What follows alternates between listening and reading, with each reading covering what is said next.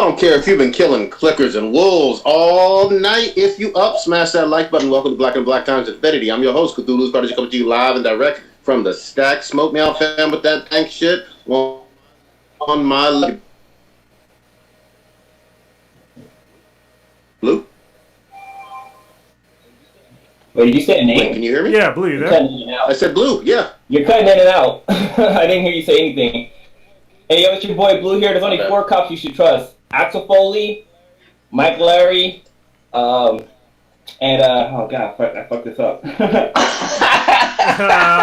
Larry and Carl Winslow. And Mr. X. There's a couple other ones too that I know. No, not Mr. X. And, God, fucking, oh god, I was trying to think of Martin Lawrence's character's name in Bad Boys.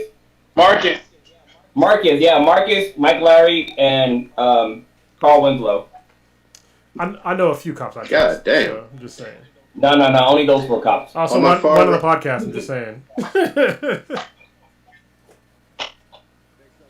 Next up, we got Kronos. I don't have an intro. I saw another spider just before we started this, by the way, and it was fucking bullshit. It almost fell. It almost crawled in my beer. So I need to spray this entire area or just move the fuck out of the garage as soon as possible. Anyway, later. God damn.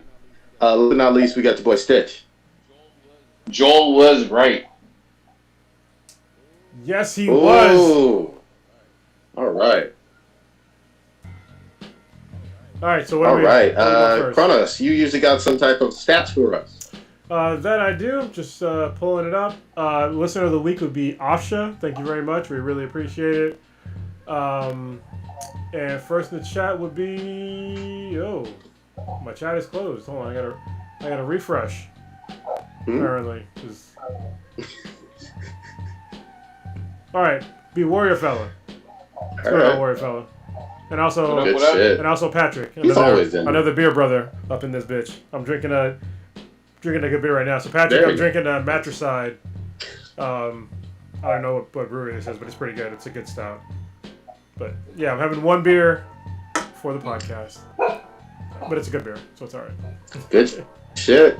Oldest ninja in the world is not with us. It looks like he may be MIA, out of town doing some business.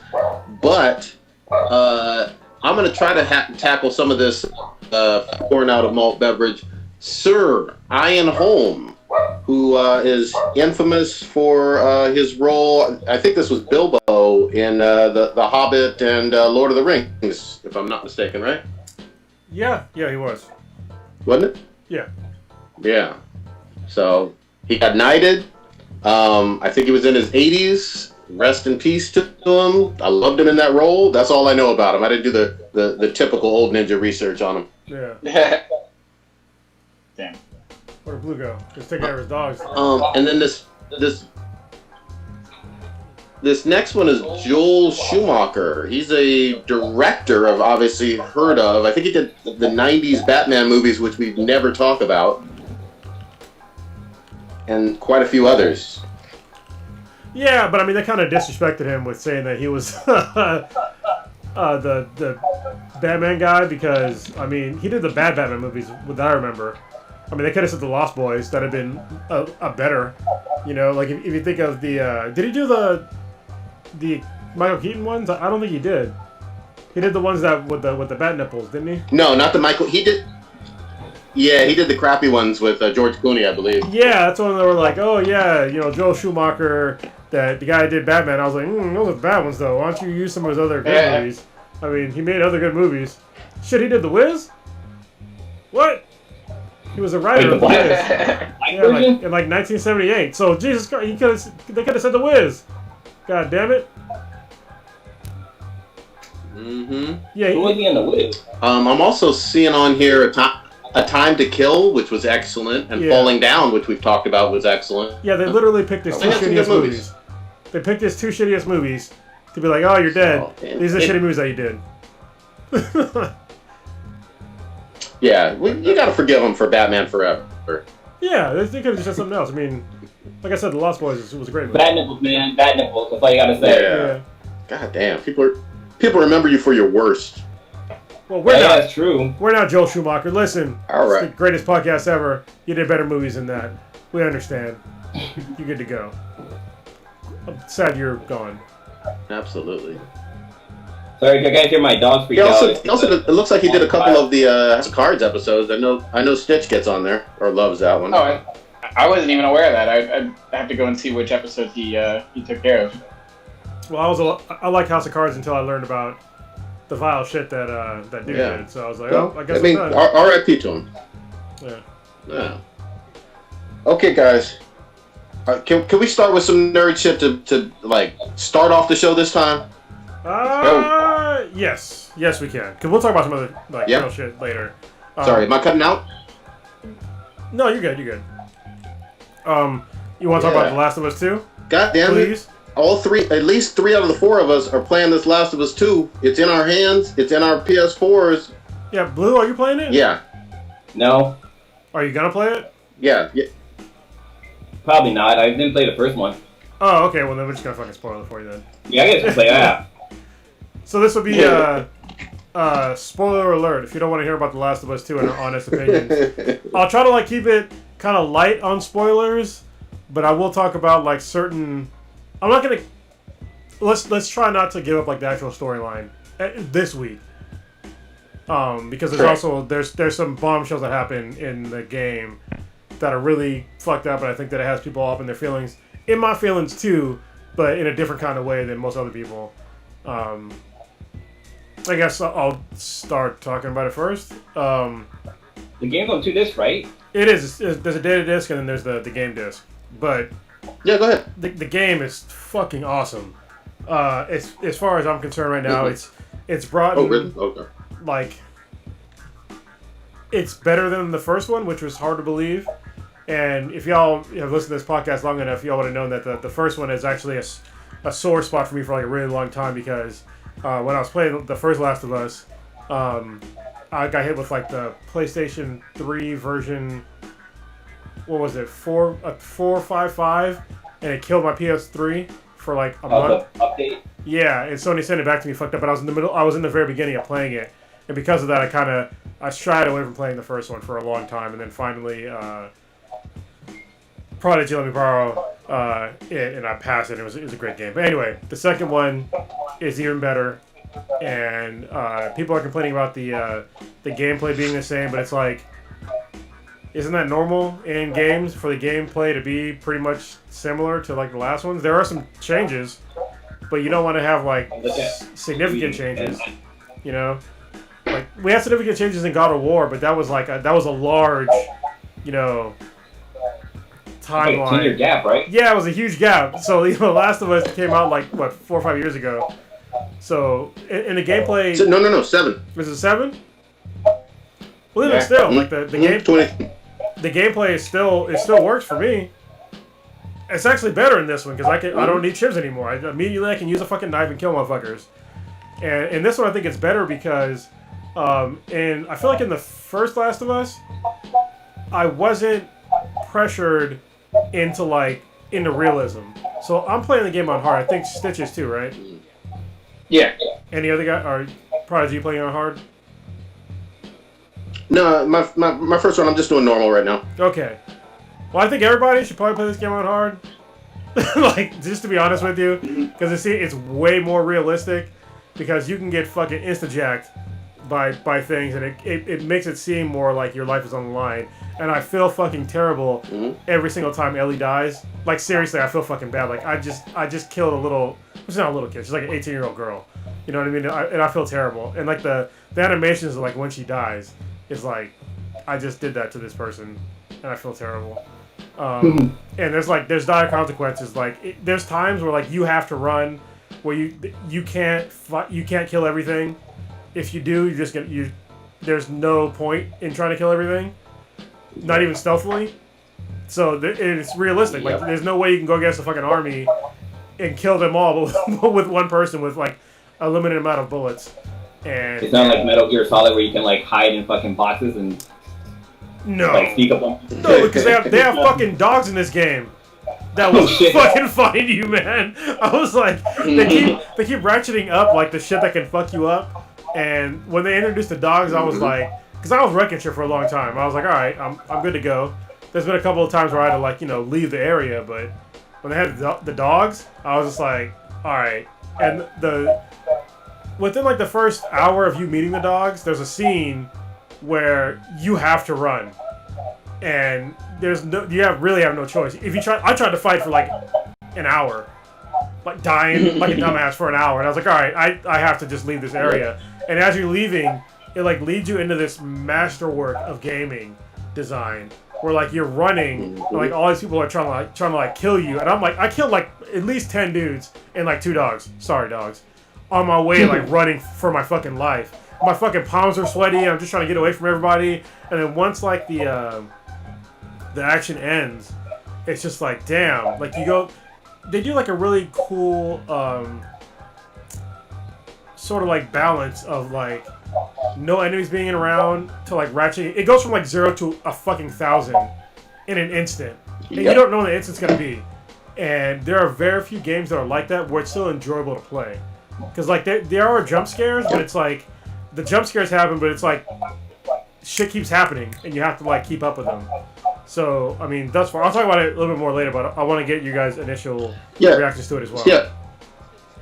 Stitch, want to get in here? You've been enjoying this one as well. Tell us your initial thoughts. Chronos covered a lot of it. I mean, I'm absolutely loving it. It does bring me back to the first one. It's so hard for me to compare the first one to this one. I mean, both of them were just masterpieces. So I don't want to take anything away from the first one. It's just an epic story that's being told in the first game and this game. It's I'm so invested in the story, finding out everything going on in this game. We talked about it with Horizon Zero Dawn, where you're just fascinated on everything going on in this world. Same thing with Last of Us. For those that haven't played it for some reason, I guess Blue, you got to go back and play the first one before you jump into the second one, because So I should play the first one if I do play. You have to. Yeah. The first one's on the PS3, right? They remastered it so you can get it on the 4. Yeah. Mm-hmm. And I think with the remastered one, you get that that little side DLC with Ellie and the one chick. I forget what I was gonna say. Oh! Credit to Naughty Dog. That's what I wanted to say. Naughty Dog does a great job of just telling these stories, and you it's such a difference. Most of us have played the Uncharted games.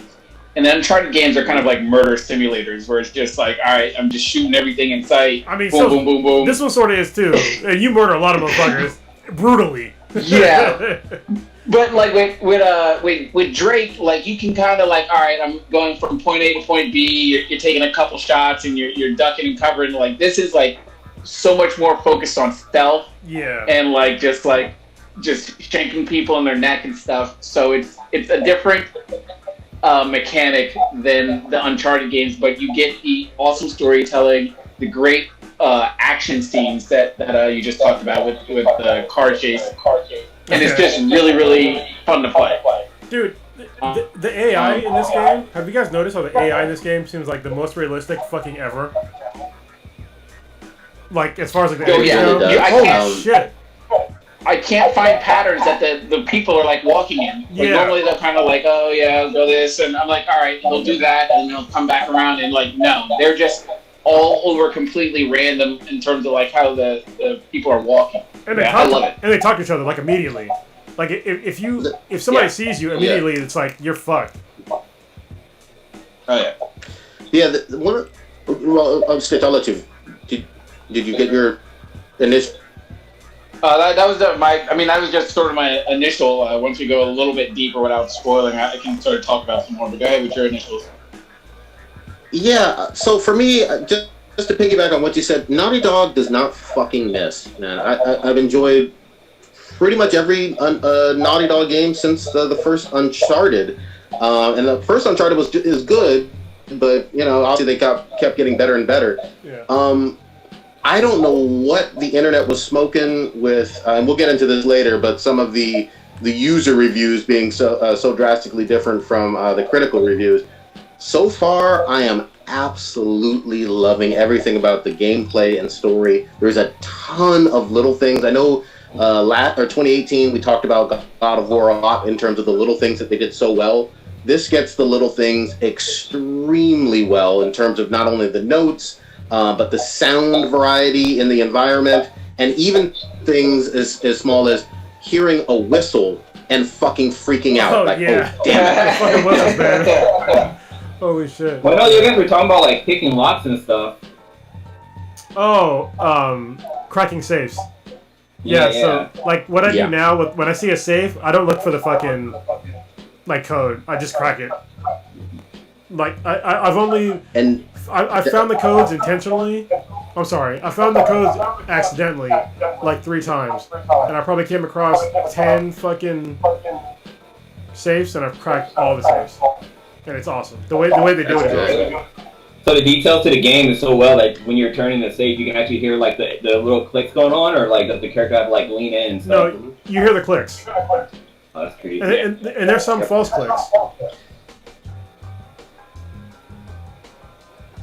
Yeah, the other thing that really struck me right off the bat, though, there's way more stations to upgrade your guns, and even the upgrading of your gun feels extremely realistic in terms of you put your backpack down, you take off the silencer, you clip. I mean, just every little thing about it, and then the aspect of just being able to fully upgrade.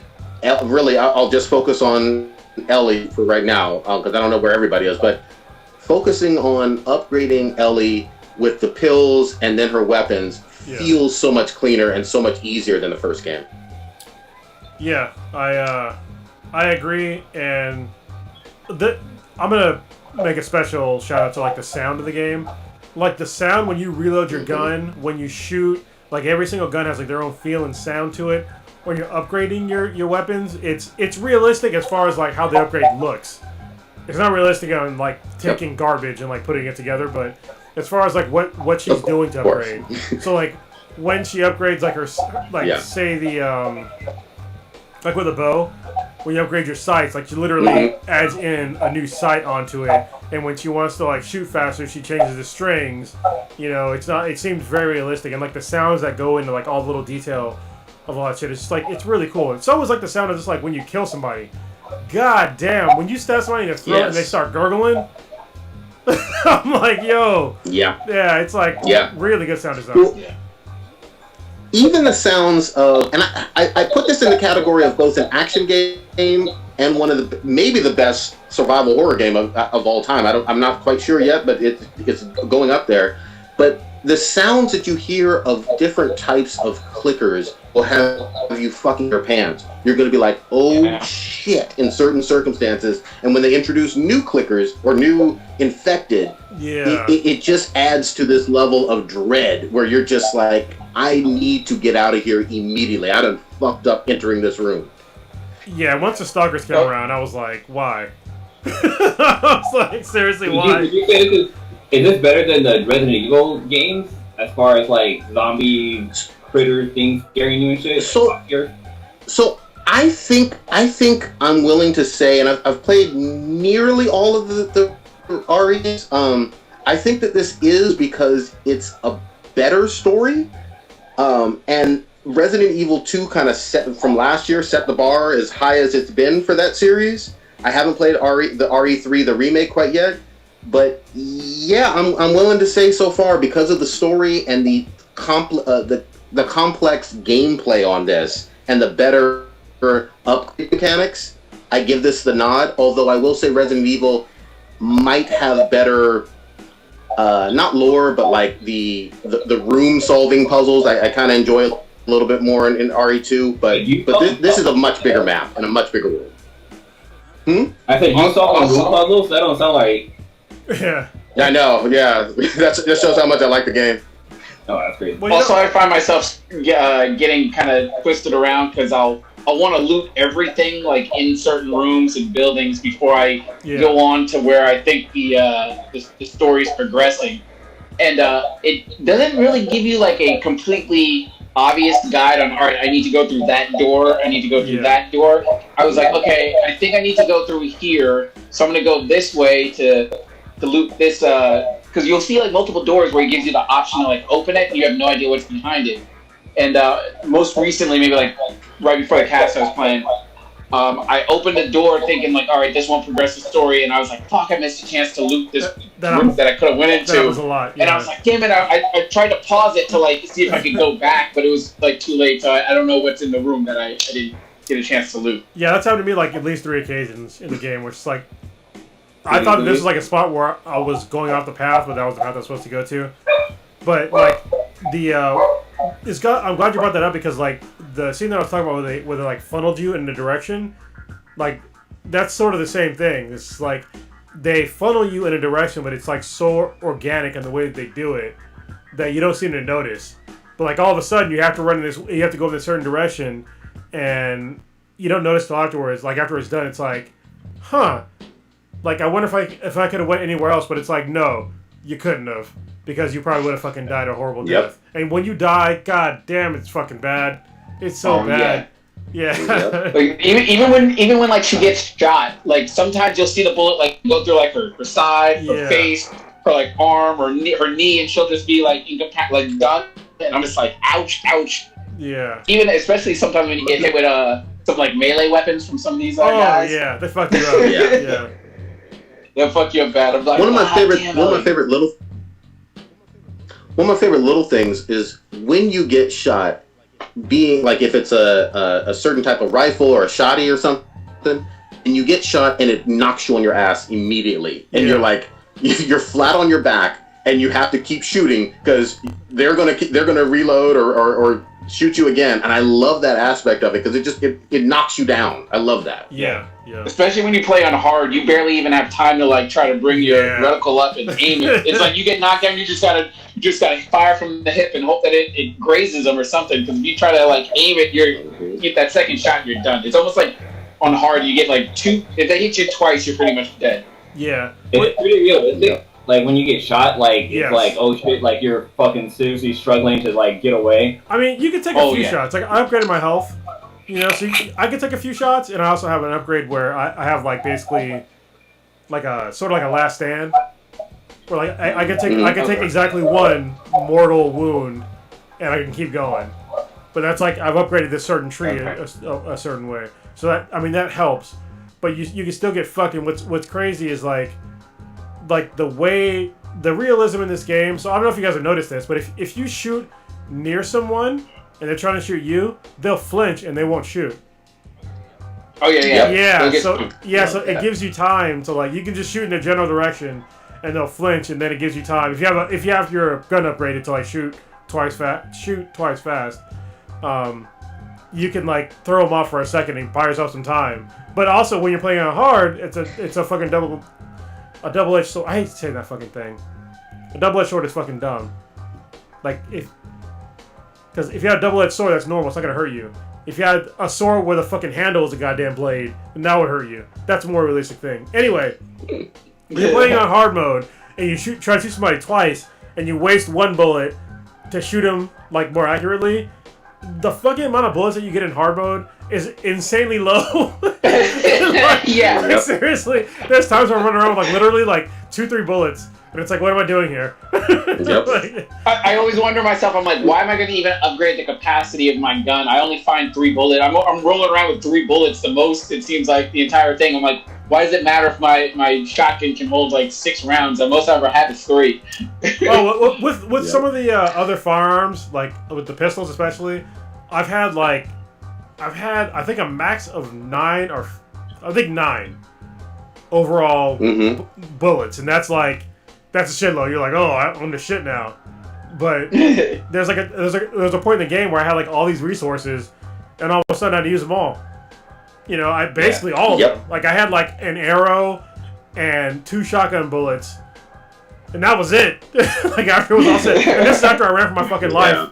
You know, so yeah, it's like you just gotta use bottles to distract and all kinds of shit. Yeah. Have you started setting traps? I set traps for those fucking. Well, the other cool. Yes. Go ahead. Okay. Yeah, the traps are a necessity. But the other thing I was going to mention is the AI for the enemies, especially with the wolves or the whistling ass scars. They flank immediately. Yeah. They're not going to stay in one spot and just let you duck and cover and peek out and shoot. No, they're going to circle around back and take you out immediately. And I love that aspect of it because you cannot stay in one spot. You don't feel safe. Yeah. Especially if they've already heard you. It's on immediately. Yeah. They don't fuck around. They communicate really well with like the other AI bots. Like they communicate. They see a body and they're just like, oh shit, whatever, he's over here, and they immediately start flanking around and all kinds of stuff. So if you kill somebody, it's like, all right, I gotta move out the way because this body's gonna get found, and because it's like they're constantly on the radio and they're like, someone check in. All right, I'm gonna go see what's up or whatever, and they immediately start going around the area trying to find who's missing. So what I should do? Did you notice that it's after certain kills? But did you notice that after certain kills, they would say, "Oh my God, it's Oscar," or "Oh my God, it's Rebecca." Yeah, I fucking love that. Yeah, that's small. That's funny. Sorry, go ahead. No, I'm just saying every one of the bad guys have a name, so that's it's totally insane. Like, and they say them, like they'll actually say stuff like personally about them sometimes too, where it's just like sometimes you overhear like what they're saying, like they have these whole conversation trees that are happening, and it's just like the amount of detail just like that alone is so insane. Like, I don't know how they did this, but it's really, really well done. Like, it's did they push this game back? I think they did once. Yes. Yeah. Okay. A couple times. Yeah. Which is fine. One or two. Yeah. Another perfect example of why get the game right. Don't rush it out. Just get it right. Yeah. And the other thing, now some fans of the first one really, really enjoyed, the multiplayer gets overlooked from the part one, but it was actually really fun. The only thing the multiplayer was missing was actual clickers.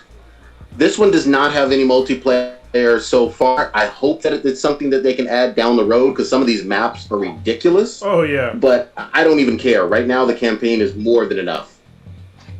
Yeah, the level design, all the gameplay mechanics, the AI, all that in the story. Jesus, I mean, the story is so fucking good and complex and just heartbreaking. Like, this is one of the games that kind of transcends media.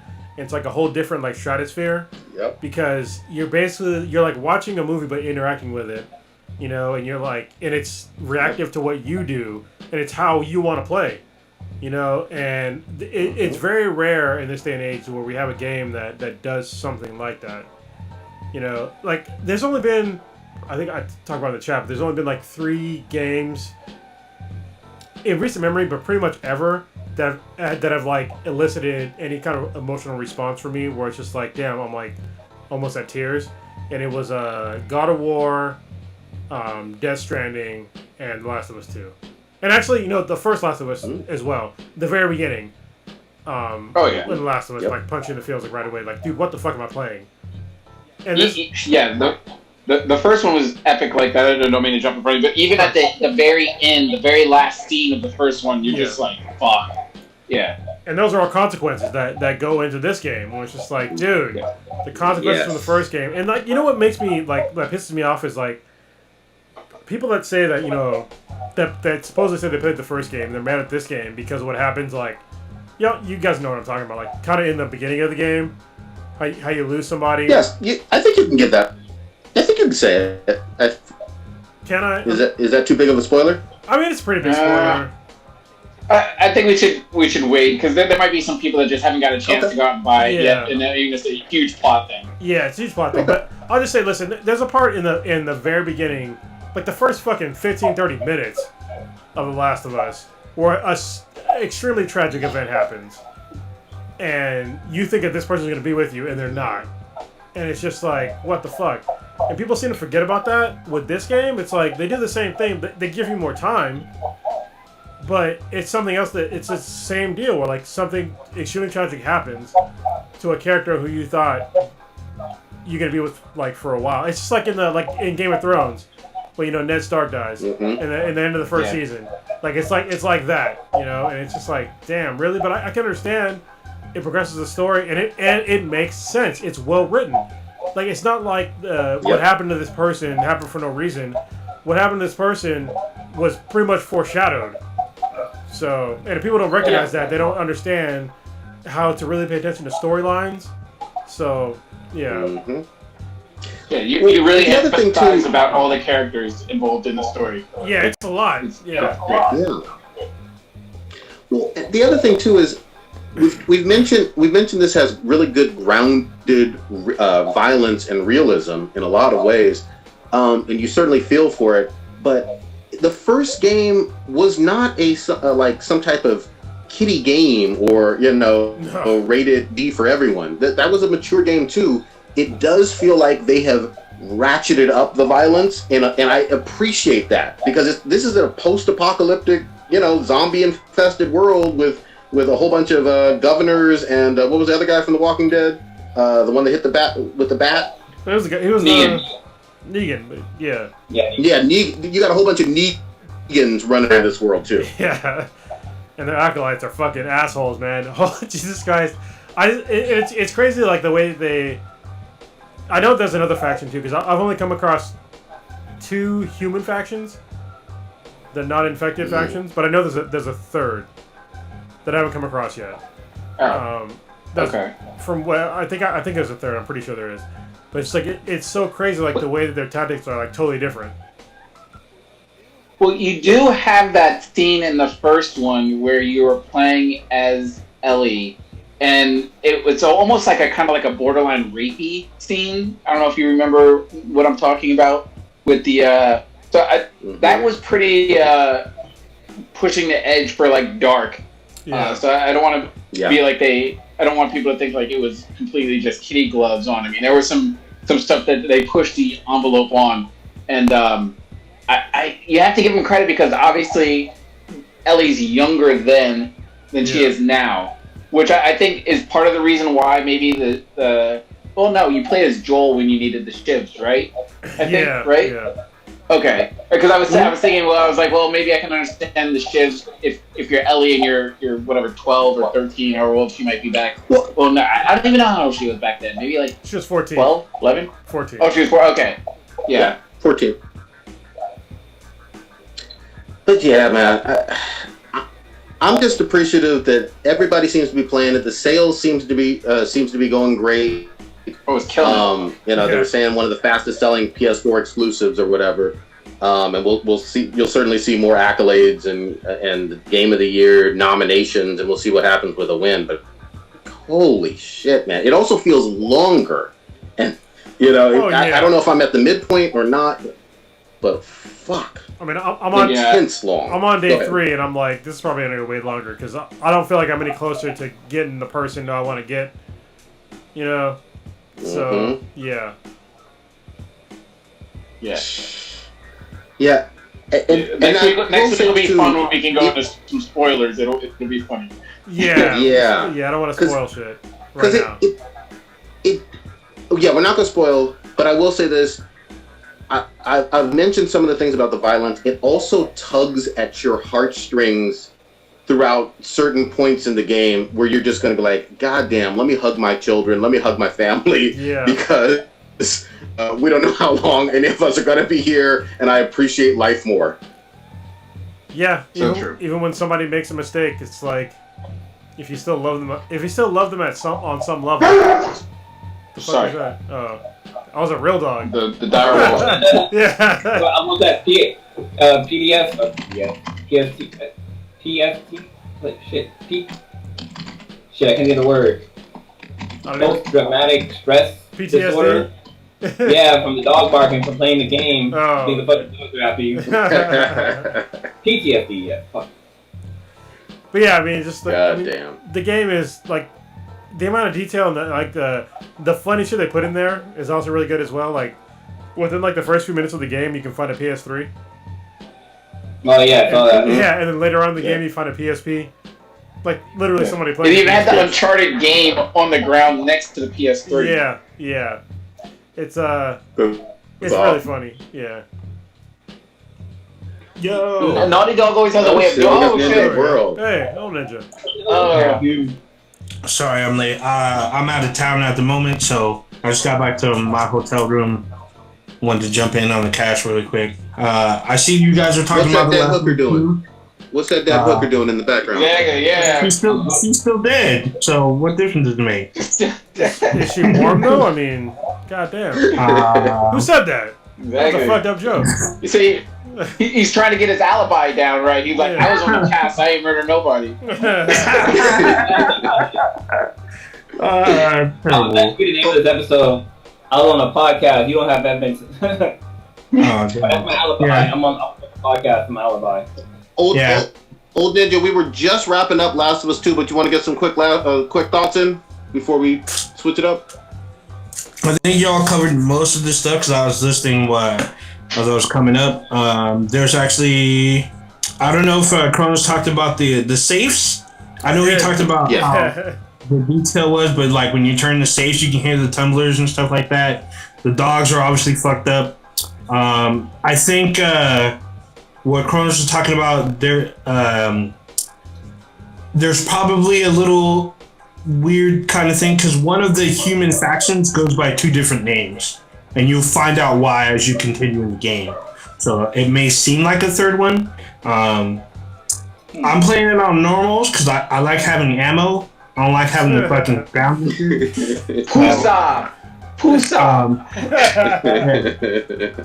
Did y'all talk about the haters and whatnot and like the crazy reviews or anything like that? Go ahead. Real quick. Go ahead. You said you're playing on normal though, but are you playing Xbox? Am I what? Damn. Holy shit. Oh, was that an Xbox joke? Yes, it was. Hey, how's that slave bikini treating you? You still got that or what? That's like 8 years ago. That's old. You still got it or nah? Oh, nah. And he was all that's fake news. That's terrible. Right now, I'm looking at the reviews for the game, and Metacritic has it rated at 94 out of 100. Game Informer has it at 10 out of 10. Yeah, but GameSpot's got it at 8 out of 10. No, that's not That's not those reviews. The user reviews, like the ones where people are flaming it and calling it out, calling what's his name, Neil Druckmann, I think that's his last name, or Erkman. They were like calling him out, saying he doesn't know what he's doing. He ruined the franchise and just all kinds of hate. And like, look, the character is established. Ellie, what I'm talking about, is an established LGBTQ plus character, and a lot of people seem to be upset by this. And I'm like, well, either if you love this franchise that much, you should have spent I think $6 to $10 to play the DLC to learn more about the character and be in that world a bit more instead of playing the second one and starting to flame stuff. I think it's ridiculous. There's some of the reviews seem like they're kind of bot generated because some of them do not make sense. And I'm like, well, why are people flaming this game? Because some of them look like they haven't even either finished the game or even played it outright. Well, hold on. Can I explain the reason? Can I say something real quickly? Sure. You know that this was bot generated and troll generated because literally on Friday morning, some of that shit was dropping, and most people were still downloading the game. There's no way humanly possible, unless you were a reviewer, you were able to complete this 30-40 hour game on the first within the first 8 hours of it being released. Well, yeah. People are bringing up that it's a 30+ hour game, but in less than 24 hours, people are review bombing it. I'm like, that stuff isn't possible. Not even close. Yeah, well, let me give you unless you had an early copy. Jesus Christ. Let me give you guys like actual quantifiable reasons why it's total bullshit. All right. So it's actually really pathetic on this one, especially given the sales. Prodigy, let me talk. For real. So the first Last of Us, all right, which came out in 2013, it had 98 critic reviews. It was Metascore of 95. The user reviews was 10,185 reviews. It was 9.1. The Last of Us 2 had a Metacritic score of 94 with 106 critic reviews. It has a 4.4 user score with over 79,000 users in a matter of days. All right. And The Last of Us 2 came out a couple days ago.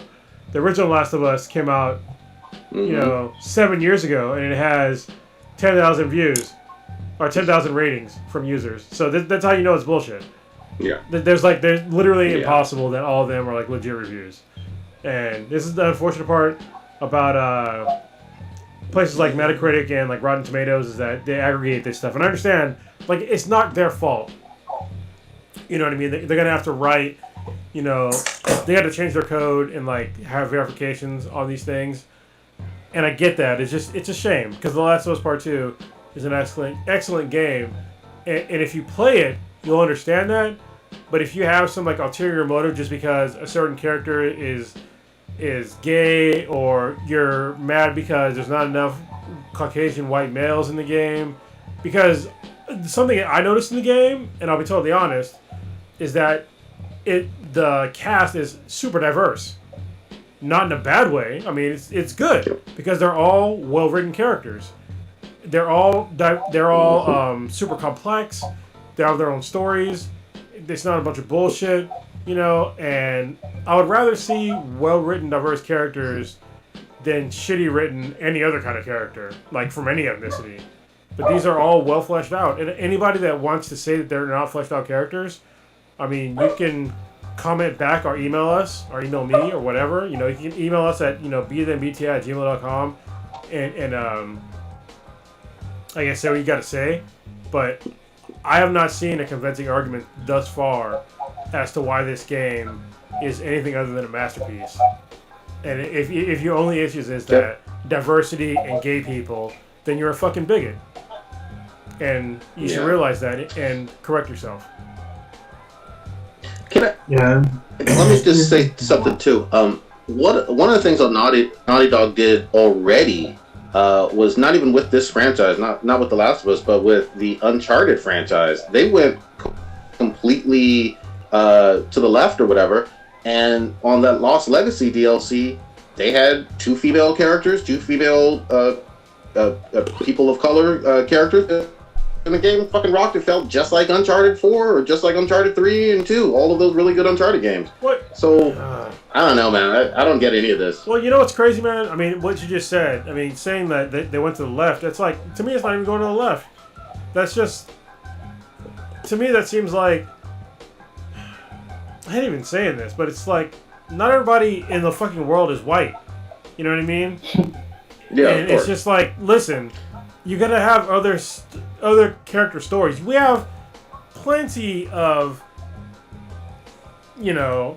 European stories throughout the world. I don't complain about them at all because they're interesting to me. And the fact that if somebody is, of European descent gets mad because somebody doesn't look like them is in a game or a movie or whatever, that you can't give them the same deference that I give in a comic book, game, movie, whatever the fuck, and be like, listen, as long as the story's good, I don't really care. Listen, there's a lot of shit I don't really understand. I think I talked about it in the last podcast, but it's like the whole 35 million genders. I don't really understand it. However, I'm not gonna go against it. You know what I mean? Like, I'm not saying don't exist. And if you wrote a good story about some person that is LGBTQ++, whatever the fuck you want to call it, the alphabet people, I don't give a shit. If it's well written, I don't really care. I just want a good story. I want to be entertained. And I think people get caught up on the way that a person looks, or their sexual orientation, or their gender, or whatever, and it's detrimental to our society. And those people are gonna get scapegoated more and more as time goes on, and you're gonna get relegated to a second-class society at a certain point in time. And you don't see it coming. You're doing it to yourselves. Society's going in a certain direction. Come with us. And you're gonna miss out on good stuff. Yeah, good game for real. Yeah. Let's do this. We gotta get Blue in here. He obviously wasn't on last week. I don't know if he wanted talk about your experience at All Blue? I know I'm putting you on the spot. No, yeah, I definitely want to talk about it a little bit. So, if you didn't know, my biological father passed away back on May 30th. And I've been going up and down from the Bay Area to LA. And a lot of it's really interesting because, you know, right now we're in a pandemic with the COVID-19 virus going around, and like some cities and counties are opening up. So I got to experience some of this stuff down in LA. So LA is kind of a hotspot for the number of cases of coronavirus that they have, but they slowly have been opening up. So I actually went to a restaurant for dinner for the first time while I was down there, and it was fucking eerie, dude. It was weird. So the Sweetness and I, we went to Yard House down in, it was down in LA, I can't remember what county, but like the way they have it set up is that only a certain amount of people can go in there. The waiters are wearing masks. They actually have a limited menu that they provide, and then everything's printed out on paper. So like no more like the actual physical menu you can hold. Like they give you a piece of paper, and when they take it, they actually throw it away. But while you're in there, you're required to wear a mask unless you're eating or drinking, and like everybody's like totally far away from each other. But it's still kind of iffy just because the waiter has like gloves or whatever on, or even if they're washing their hands. Can't even really tell if they are washing their hands. So the whole time I was there, I was like, shit, should we be here? Like, we should just got the food to go. Like, my whole mindset was worrying about that. But, well, hold on. Let me pause you real quick. Sure. That's the problem with gloves, is that when somebody wears gloves and they don't wash their gloves, like, yeah, and that's cross-contamination. Yes, and that's why I don't like seeing gloves on, like, servers. I understand that if you're not thinking enough, it seems like counterintuitive.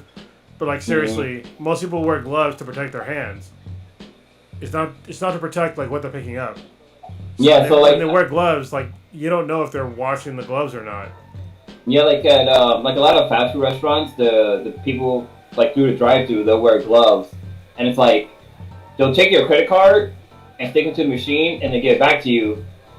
But like they do that for everybody, so who knows like how many credit cards they've touched with these same fucking gloves. But yeah, it's fucking scary, man. It's still scary. But so since my father passed away, right now they're still trying to determine if he might have passed away from the coronavirus. They did an autopsy. UCLA hospital did an autopsy, and they said he was positive for the COVID virus. So the family we couldn't see him. So my father was cremated, but we couldn't see the body at all to kind of identify it or anything. So like, somebody could have saw my dad's body. He could be somewhere else. I don't fucking know. I didn't see the body, but yeah, nobody could see the body. None of the staff members could go in there or anything. But because of the whole coronavirus, like the funeral home that he was, we had a service at first they only allowed 10 people. 10 people. Can you imagine that? Like a funeral for like a family member and only 10 fucking people can go to? That shit's insane. Like we literally spent like half an hour trying to figure out who should go and who shouldn't go. And it was like, okay, so it's me, my wife, my sister, her husband, my brother, his wife. That's 6 fucking people already. And then we got my auntie, my 2 aunties. We have the Reverend, and we have my dad wanted one guy to play like the music and stuff like that. And that's 10 people already. Wow. That's 10 fucking people. His mom couldn't go. Like any of the grandkids couldn't make it. Like it was real short. But eventually, like since the county opened up, they actually allowed a little bit more people were able to actually got to 23 people came out. But like the whole social distancing inside the service was crazy because like only 3 people per pew, and then it was like every other pew that you can sit in. So like it was my auntie, my sister, brother, and her husband. Like it was really fucking weird. But like even when you stand out and like when I stood up to like say my final words about my dad, looking out in the audience, seeing that nobody was there was fucking depressing, dude. Like my dad was like a really fun guy. He had like a lot of friends, and just the fact that like nobody else could come was just fucking was tragic. Which it really sucks because like there's people out there not taking this shit serious and aren't wearing masks and like fuck it, you know, old people are dying, blah blah blah. But like even if old people do die, like their families can't really spend any fucking time to say their family will die if they do die from the coronavirus, which fucking sucks. So people need to wear their fucking mask, dude. Like seriously, if the mask is uncomfortable, go on Amazon, look for a mask that fucking feels better. Like there's better masks out there. Like there's no reason why you shouldn't be wearing a fucking mask. And knowing the fact that my dad died from the coronavirus, it's insane, dude. 2020 has been a bitch. They're about to lock everything up.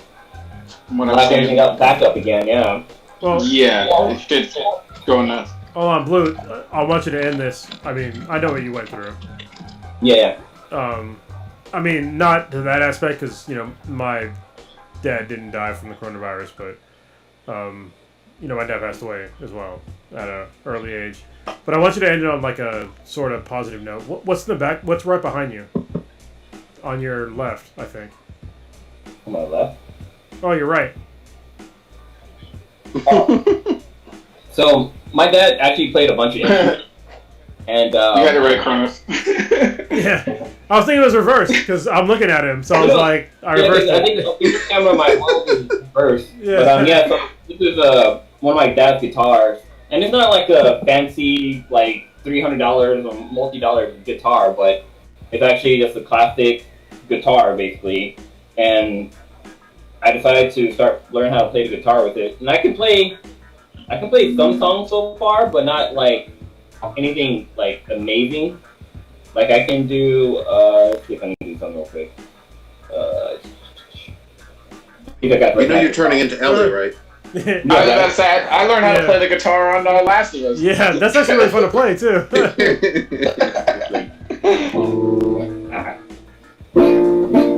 I suck at it. Yeah. That shit is out of tune.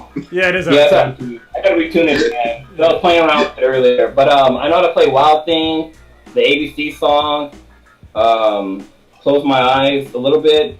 And it's only been like, I don't know, like day 5. So I've been really focused on playing that. So, Blue, I'm actually curious. So, I've been, obviously, you know I have a bass, but I don't know how to play it that well.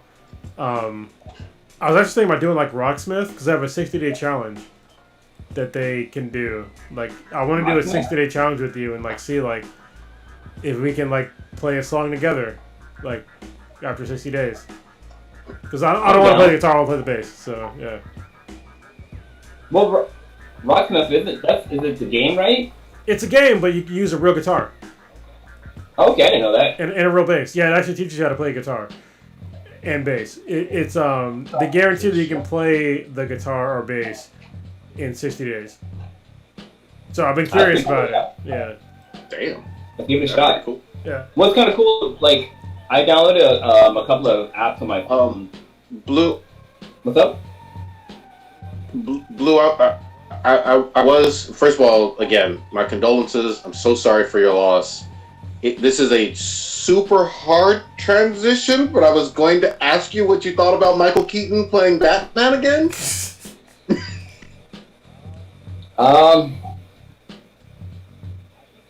I think it's awesome for him to play. Like, so I guess for the Flash movie that they're working on with the Flashpoint paradox, they're going to be working on. They're going to bring back Michael Keaton playing fucking Batman again, and I think it's fucking epic.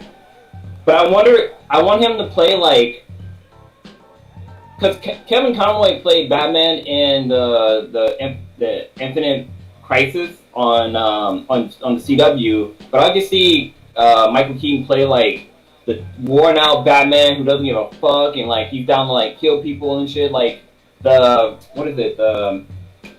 Thomas Wayne? The Dark Knight 2 version of Batman, the one that's where Bruce is a lot older, he has like the fucking tape and all that shit. Yeah, I want to see him play that version of Batman. Well, has anybody played Thomas? Hold on, has anybody played Thomas Wayne yet? I mean, he could probably play either Thomas Wayne or the old Batman and Batman Beyond. No. So the guy who played Negan is gonna play Flashpoint Batman. Is it Thomas Wayne? Yeah, he's gonna play Thomas Wayne Batman. So, and I guess they're he was Thomas Wayne in Beavis. I think that's gonna be epic because in in Batman vs Superman, we got to see him play as Thomas Wayne, where we get to see Bruce Wayne's parents die again in a fucking alley for like the 500th time. But making that fucking Thomas Wayne Batman is I'm down for that shit. Well, then they should play old. He's gonna be a badass. They need to play old Batman and like Batman Beyond, like probably like just before he passes the mantle on to Terry McGinnis. That'd be perfect. Because that would be like once he like starts developing his suit and he sees that he doesn't have it anymore, and he gets beat the fuck up, and he's like, and then Terry finds his suit. That'd be a great transition. That's what they should have did for the dude that's playing Batman in the Batman movie, the dude from Twilight. They should have done Batman Beyond with him. But I think he would probably make a better. I think he would probably play a better Terry McGinnis than he would fucking Bruce Wayne. In my opinion. That's not a bad point. But I'm excited about Mike. Go ahead.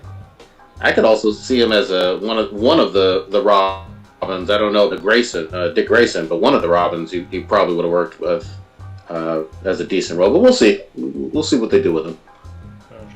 I wanted to ask, what do you think about your K-pop stands going ham? You're going ham and taking over Tulsa's arena and punking the shit out of Mr. 45. To me, it's the greatest thing ever. It's one of the greatest things ever. Because we all know, because we used to do a lot of reaction videos, that South Koreans go hard as fuck for, black artists and black R&B especially in the 90s. If you listen to K-pop, they're still in the 90s right now. As far as like their music goes, they're heavily drawing from the 90s. Outfits? Everything. The sound, the outfits, everything. They ain't going blackface. Bulls jerseys. Yeah, thank goodness. Jackets. Yeah, they're doing blackface, which is great. But they're doing it respectfully, and the fact that they took a stand on multiple occasions to help African Americans fight here in America against oppression has been awesome. Like, I don't understand why other ethnic groups that are even here in America can't do that. The fact that we have people that are still saying #AllLivesMatter when somebody in fucking Korea gets it and they don't here in America, it's like, what the fuck is wrong? Like, these people have literally nothing to gain from helping this movement, and they're doing it because they know that culturally we have improved their lives. But meanwhile, people here in America with the #AllLivesMatter that will bump some gangster rap and then get mad about a potential uprising here in America fighting for rights. Did you guys talk about what the K-pop group did on Twitter for #AllLifeMatters? Well, no, it was the hashtag. It was a different hashtag. It wasn't All Lives Matter. It was I think it was white. Hold on, somebody else talk. I'll bring it up. They've done it a bunch of times over the last 3 weeks. K-pop has been. Anytime something pro-Trump has been trending, they've usually taken over the hashtag, so I've seen it multiple times. But I just want to say this, though. The aspect of being able, I think it was both K-pop and a little bit of the TikTok teens as well. So these some youngsters all over the world doing this. They ruined the Trump rally by buying up tickets. Yeah, they saved lives. They saved people's lives. And before that, sorry. This is what it was. It was the because remember how they did like the Blackout Tuesday thing? Yeah. So I guess the racists in America wanted to do the Whiteout Wednesday, and so so K-pop fans they washed it out. They stole the hashtag Whiteout Wednesday and they put in like these K-pop videos with the hashtag Whiteout Wednesday, and they killed an entire hashtag with a very small population. Dude, like, if you looked at the hashtag, like, it was, all you saw was K-pop. That's all, you couldn't see anything that was White Wednesday related at all. It was just all K-pop, like, endless videos, ass shaking, this and that. It was fucking amazing. What's so cool about this is, it's a tsunami of them at fucking sleep. Like, it could be 1 in the morning, it could be 10 in the afternoon, or 10 in the morning, 10 at night, whatever. All night long, thousands of them are on there fucking tweeting and stealing that hashtag, and then that's all you see when you search for that hashtag. So it's a tsunami of fucking tweets that basically silences their fucking voices of the folks with their original intentions for that hashtag. I love it. It's great.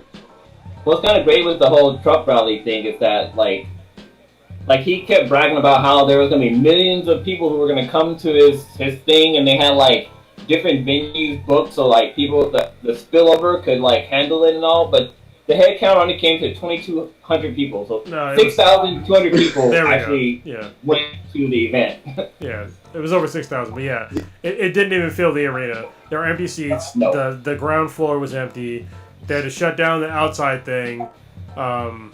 Thank you, everybody, for coming together to shut that shit down. Because and also, like, his racist ass agenda. You know, talking about the Kung Flu again. He called it the Kung Flu.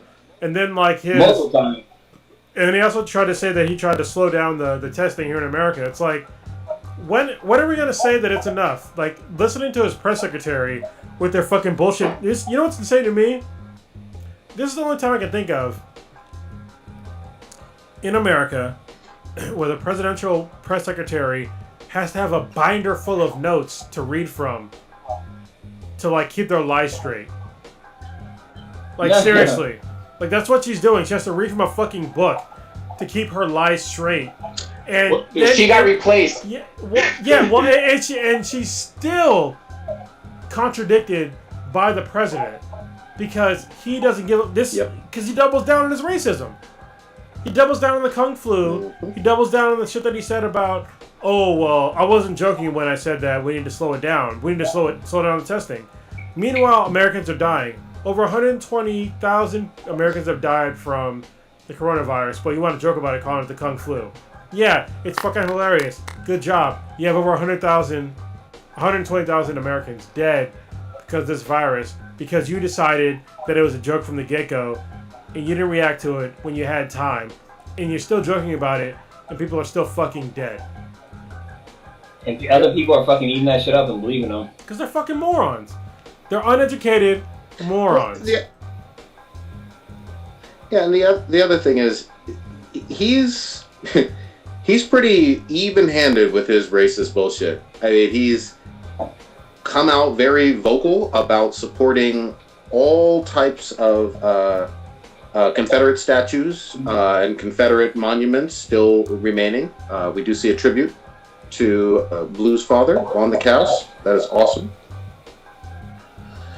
But yeah, he's doubled down. You know, all these corporate entities are disavowing, especially like with NASCAR and everything, but disavowing the Confederate flag, and monuments are going down. And he's like, nah, it's important that they stay up. Like, it couldn't be more obvious. Yeah, I mean, I mean, like, listen, when he first got elected, y'all heard me on the podcast. I was like, I hope he does good. You know, I don't think he's a racist. But now, like, I have to do a whole total 180. He is a racist, and he's doing terrible things for America. And I have no problem saying that I'm wrong. And I think a lot of people out there, they have a problem with saying that they're wrong. I don't. I've been wrong a shitload of times in my life. And I think it's more important right now to say that you're wrong, to stand up for tyranny, than to stay silent and let it fucking just keep continuing.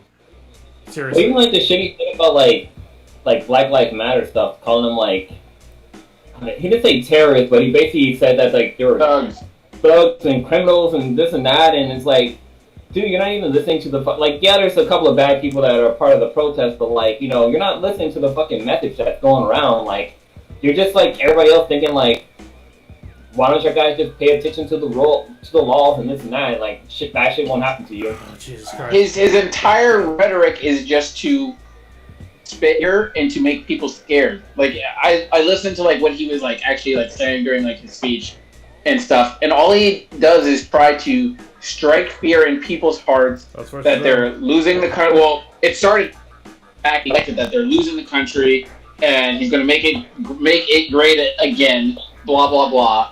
And essentially now, during this whole re-election campaign, he's saying how, oh, you're under attack. It's just all lawlessness and just craziness going around, and the far left extremists are out here doing all this wild, crazy shit, and I need to fix it. I can fix it. I will keep you safe. It's just some idiot bullshit, and it's just Twilight Zone-ish that people are actually believing this or biting into it. It's just like blows my mind. And Biden is whatever. Biden has his own issues, and nobody's. I mean, I'm sure as hell not saying Biden is perfect or even the best option that we have, but I'll be damn sure if I'm not gonna let just a overt, damn near obvious racist get back in charge again and just lead his fucking rhetoric for another 4 years. So, that's just ridiculous. Let me just. God damn it. This is the problem that I have, all right? Obviously, to me, President Trump is a racist on some level. What degree you want to call it is up to you. If you don't think he is, you need to do some history lessons. The problem is, for me, is that with Joe Biden, he has a history of racism as well. And it has to do with the crime bill that he authored. All right, so the crime bill back in like the 1990s, it was directly responsible for putting more people of color in jail than I think any other bill likely ever. Like, after that bill was signed, at least 1 million more people end up going to jail for like very minor crimes. And I don't see him out there making apologies for that. I don't see him out there even talking about it. So for me, he's not my dude. But I understand in this day and age, people are just like, fuck Trump. And I'm totally with you. Yeah, fuck Trump. And somebody's looking it up. I think it's Prodigy. He's Googling. But, yeah, I don't like, Biden either. As far as, like, representing people that look like me in office. I just don't. I think that it will be a secret way to purvey racism in America still, because I don't see him out there championing prison reform. I don't see him out there championing, changing the way that the laws are skewed towards certain ethnicities. I don't see him doing any of that shit. And I think that it shows how desperate America is right now to get Trump out of office, that we're willing to take somebody who's a known perv. Well, that's beyond. Yeah, he's a pervert likely as well, but somebody that has been detrimental to people of color for the the past at least 20 years, and just ignore that. I think we need a better option, and people are just not willing to even look at a third option, because first of all, one doesn't exist. But one needs to exist. It needs. They're giving us two shitty options. It's even worse than when it was Trump and Hillary Clinton. These are even worse options. Like you're asking us for about Trump and Biden, and they don't have good records either. And the thing about Biden, his cognitive decline is a huge issue for me. There are times where the guy cannot speak correctly.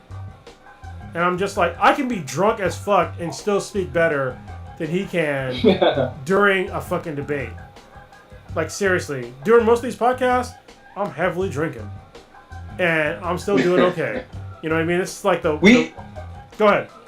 We have been there, though, with Bush Jr., though. Bush Jr. wasn't the most I'm not Bush Jr., but George W, yeah.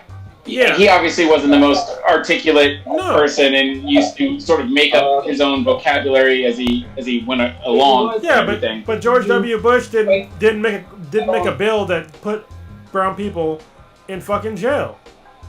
Well, George W. Well, I don't want to get all down the political hole, but George W. Bush did sort of ignore a major city of New Orleans under one of the most tragic situations ever in our history. Just fly over, just be like, oh shit, people are dying down there. Okay, whatever.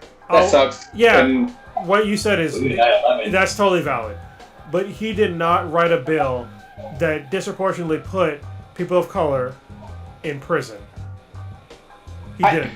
Yeah, he's not perfect. I'm not championing for him at all, and I'm not gonna make excuses for that. I mean, it seems like we're picking poisons, and I'll slightly lean towards the guy that actually believes in science being kind of a real thing than the guy who just just goes by the seat of his pants and just like, climate change, I don't buy it. Okay, so science, this Dr. Fauci guy, don't listen to him, fuck him. So Snitch, hold on, Prodigy, I know you're in the, I'm gonna give you a second. Just give me a second. All right, I know you have something to say, but what I don't see right now with Biden is that we need a leader. All right, he has not during this whole time, during this pandemic, all this fucking shit that's happening. Where the fuck has Joe Biden been? You want me to accept him as president when he's fucking MIA during a time when we need a fucking leader? He's been fucking nowhere. I don't know what thing, man. Say again? I don't know what he can do. I fucking sit down with people, show that he's a goddamn leader. You know, do some more videos, except for, you know, do additional videos. I guess from his fucking basement. That's where he's been this whole time. He's gone out a couple times, but he is not showing a leadership role at all in these things, like at all to me. And that's the problem that I have when people talk about Joe Biden. We're having a crisis, and he is not stepping up to show that he's being a leader that is better than President Trump. And that is my totally, fair opinion of this matter. Is that with President Trump, with most of America, a lot of Americans are not thinking about these issues. But when you see Trump out there, at least he's out there on the screen. You can see him. He's doing press conferences. He's doing all this fucking other bullshit. He's got no choice. Yeah. But where the fuck is Joe Biden? What is he doing? I'm gonna probably get it, but it's like I don't want to take from. One is it's his job to actually lead and do some shit, and Trump has literally done nothing. No. He's been hiding in a bunker when protests are going right on his front yard and shit like that. We are in a pandemic where you literally can't have rallies, you can't do this, can't do etc. And I don't want to be painted in the corner where I'm a trying not to. Biden guy. Yeah. But it is. To me, it's a clear option that we cannot have this clown in office for another 4 years. We are literally, our economy is dog shit. I mean, obviously, yeah, it's not his fault that the virus became existing and shit like that, but it is his fault, in my opinion, that we did not take this entire thing fucking seriously, because Trump is a narcissist that just will not listen to anybody. I get that. And I think that anybody with a half of a brain would at least have the ability to listen to other people. And I remember when Trump got elected, you said, I trust that Trump will have the intelligence to listen to his advisors, put good people in charge, etc. I was wrong. And he has done the exact opposite of that. And it's like, when people try to correct him or try to give him advice, he's just like, you're gone, you're fired, you're out of here. Or whatever, he puts on a new puppet. So hold on. I totally get that. But the problem is that what is Joe Biden's number one job right now? He's supposed to be campaigning, right? He's a senator for the state of Delaware. That's his job. No. Joe Biden is not a senator. Dude, when you were campaigning to become president. Yes. Like, Obama did it. Fucking Trump stopped doing his job. Yeah. When you become a candidate for presidency, you're mainly campaigning. Like, you're basically saying fuck your country or your state, and you're just basically campaigning. Yeah. Joe Biden's not. I'm sorry, I was thinking of his old role. Yeah. He hasn't been a senator for years. Anyway, sorry, Prodigy. I know. I'm fucking sorry, man. But listen, if your sole job, I'm fine. Okay, I'm feeling bad because I keep cutting you off. But I'm gonna let you get in here. But his sole job is to show that he is a better candidate than the current president. That is what he's doing. He's campaigning to be president. That's his only. He ain't doing shit else. He's fucking retired. Nothing else. He's already doing a good job for me because he's wearing a mask in public and not refusing to deny science. But he's already got 2 points up on. But he is not showing the rest of America how he's a better leader than Trump. He's not, because he's not out there. So Go ahead. Whenever there's an incumbent, whenever there's an incumbent president and they're going for a second term, the vote by default is going to be whether you think that you'll be better off the next 4 years with the same administration or not. I understand on one hand the more Sorry. Huh? Sorry, Blues. You Okay. gotta stop. I understand. Yeah. There we go. Oh, I was just saying, every 4 years, whenever there's an incumbent going for a second term, it's either a rebuke of the current administration or it's an endorsement of you wanting them to have 4 more years. I mean, that's essentially what it boils down to. Certainly, these are not the same types of circumstances in terms of campaigning like you normally would back in the early 2000s or literally even 4 years ago. But could he be more outspoken? Sure. I think the strategy is let Trump sink himself with the economy, with his own words, with so many things that he's doing poorly. Biden almost doesn't have to say anything to be seen as more presidential. Yeah, that's part of probably the strategy. But I think if not for COVID, you would be seeing him more. It would be nice to see him more. But we also have several months until November. Anything can happen. I don't know. I mean, I would like to see him more coherent and talking about how he can solve problems here currently in America than doing basically the minimal amount, because I understand, like, what you just said, Prodigy, I agree with, because obviously Trump is sticking his foot in his mouth. But we all know from people that we all are friends with that people are going to still vote for him, no matter what he does. Sure. Because you're not getting a convincing argument from the other side. And I think that's a huge problem. I think it's a detriment to America right now that we have one president that is totally unqualified to be president, and then we have somebody that's campaigning to be president that is not giving a compelling argument on why he should be president. Sure. You know, Joe Biden right now. We'll see what happens. What he should be doing right now is to hammer home to every single American on his plan to fix America and how to solve the problems that that have existed for years, and that also that President Trump has created. If you can't explain that, I think to the vast majority of Americans, we're gonna have Trump 2020, and I don't believe any of these fucking polls out there where they're saying that Biden's winning. I'm like, no, he's not. To me, he's not winning, and that's me. It's coming from a guy that is never gonna vote for Trump, but I'm also never gonna fucking vote for Joe Biden. And totally fine. You got every right to do that. I think we'll see more as they actually have some augmented version of debates coming up later towards the end of this summer, early fall. I don't know the format. I don't know how that's really going to go down. He hasn't even picked a VP yet. So supposedly he declined 3 debates. Joe Biden. Joe Biden. It's going to come down. Joe Biden's it's going to come down to people that live in Ohio, Michigan, Wisconsin, Pennsylvania. Essentially, those swing states. Florida. That's what it's going to come down to, and everything. If those people end up changing their mind.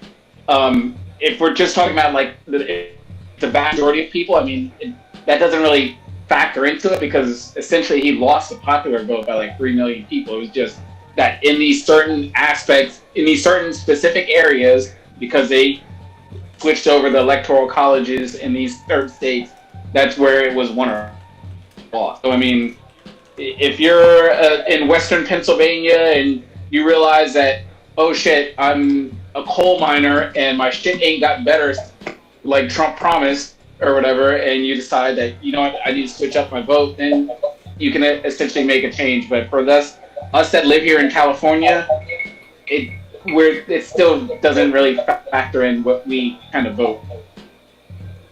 Yeah, but we also have like literally 4 or 5 months before the election. This is going to start becoming the topic du jour as this year goes on, all the way up until. It is, however, I mean, listen, there's voter suppression that's going on right now. Like in Kentucky, they shut down 95% of their polling stations, and it's going to disproportionately affect people of color, in that state. And it's like we're literally watching things play out like they did in the 1940s, 50s, 60s. It's playing out again, and people are just like, oh, okay, well, I guess you can't mail in vote. Go ahead. It's playing out like it did earlier this year, like in Georgia and plenty of other places. Yeah. Voter suppression is something that has a extremely long history, going back to poll taxes and literacy tests and all this other stuff. But at the same, and I think it's extremely important. It certainly is, but it's a larger issue. I mean, if you really want to get people to vote, you need to make it a national holiday. You really want to get people to vote, you need to have electronic versions of it. You really want to get people to vote, you need to support, not suppress, the ability to vote by mail, especially during Rona. But, I don't think any of that's going to happen. I think you're going to see a lot more voter suppression. And this is, like Stitch said, this is going to come down to states. I'm not telling anybody how to vote. Everybody's going to decide for themselves. But, ultimately, it's going to come down to how you feel about Trump more than anything else for the majority of these voters. I think right now your options is doo-doo or diarrhea for our candidates. Well, I think it's two different people. Well, I think the main thing is, for me is, has this president made your life better during the presidency, and during the President Obama years, my life was unaffected by what he did. And I think for a lot of people, it didn't affect them at all either. Like, things didn't really change the way we wanted them to. But I think during the Trump administration, things have gotten worse for a lot of Americans. And they are just ignoring it because of a cult of personality, to be honest with you. Because he's up there screaming things that sound right, but he's not helping out the way that you live your day-to-day life, and I think people need to understand that. No. Yeah, I mean, the only pushback I would say is, the 08, 09, 2010 period was the heart of that Great Recession period. And so a lot of people were out of work, the economy was tanking, the financial system was tanking in a major way. There were people truly hurting. And then towards the late first term and then into the second term, certainly things did get better in terms of economic output, GDP, unemployment, all of those other things did improve. Yeah, so I'm going to have to push back. Especially given where it started. I got to push back on that because the prison industrial complex got expanded during his era. We still had brown people thrown in jail in droves during his presidency, and we still had poverty being expanded during his presidency. To me, that's unacceptable. And the fact that that wasn't one of his top priorities was to have some sort of prison reform and socioeconomic reform was a detriment to his presidency. And that's something I will never forget. That I hope that he went in there and actually look at those things and understand that being a president is hard. But, we still, the drug war went on. People got thrown in jail for minor offenses. That went on. We still bombed people in other countries. That got expanded during his presidency. And I will never give him an excuse for that. Wait, are you talking about Obama or Obama? President Obama. He's talking about Obama. And there's nothing out of my mouth that gave any indication of any excuse either. What I did indicate, though, was when you say, people's lives weren't impacted positively, you can't discredit the actual facts of unemployment and the economy being where it was in 08, 09, 2010, and then where it was in 2016. That was a night and day difference for everybody economically. All those things, we're really going down this rabbit hole. Honestly, it's something that needs to be said because I think that people need to understand like both sides of that story. Even with like President Trump, we literally just went on both sides of both presidents, and I think that's important for people to hear on any sort of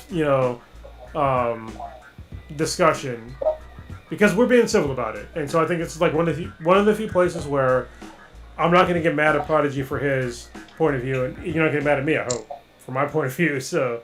Because I didn't your point of view. Yeah. I was like, fuck both of them. Yeah. It's only if we're talking about tutorial bosses. Yeah. Yeah. Mm-hmm. Did y'all actually get I'm gonna switch it up a little bit. Did y'all get a chance to see The Five Bloods? I know we mentioned it last week. I started watching the beginning, and I watched it. I liked it. I need to finish the movie. I got tied up in watching a documentary on the Black Panthers on PBS, which is fucking excellent. And then I'm listening to... That's so awesome. That's so good. I just saw that. Oh, you just saw it too? Okay, cool. I'm in the beginning of it, but I'm also listening to the new... Is it by PBS or is it only on PBS? It's free. It's Independent Lens. Yeah, but... Independent Lens PBS. Can you watch it on Netflix? You can watch it on PBS.com.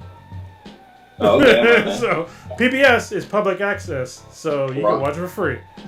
And I'm also listening to the new Jim Crow, which oh, nice. Yeah, God, have you listened to it yet or read it? I mean, you probably read it. Michelle Alexander. Yeah, did you read it? Yeah, I did. I loved it. Yeah, I mentioned it on the cast a year ago or something. Well, I mean, I'll be I think you did. I'll be totally honest. I've realized within like the past, I guess like 3 months, that I was part of the problem, and it's not going to be anymore. So, and the reasons why I can say that I was part of the problem is because it was broken down in like when you read the book Prodigy, did you read the 10th anniversary version of the book, or like just like the original version of the book? No, with the foreword, I think, right? Yeah. I think I did read that version. Okay, yeah. The foreword was very impressive. What book are you talking about? The new Jim Crow. Oh, okay. Yeah. Mm-hmm. So it basically broke down to like how somebody like me, actually me, was part of the problem because even though I grew up, part of my life was in poverty, but then I became affluent later on in life. And I ignored these problems and just like put them aside. And that became part of the same system of oppression that put, people that look like me or marginalized people in jeopardy. And it broke it down in a way where it can't really be denied. If you want to deny it, you're still in cognitive dissonance and you're not ready for the conversation. But I was ready to hear it. I wasn't offended by it at all. And I recognize it, and you only have two options. You either ignore it and go on with your cognitive dissonance, or you change yourself and try to put the message out there. So that's what I'm doing now. Before I even read the book, I was just like, listen, minds are open, let's change some shit.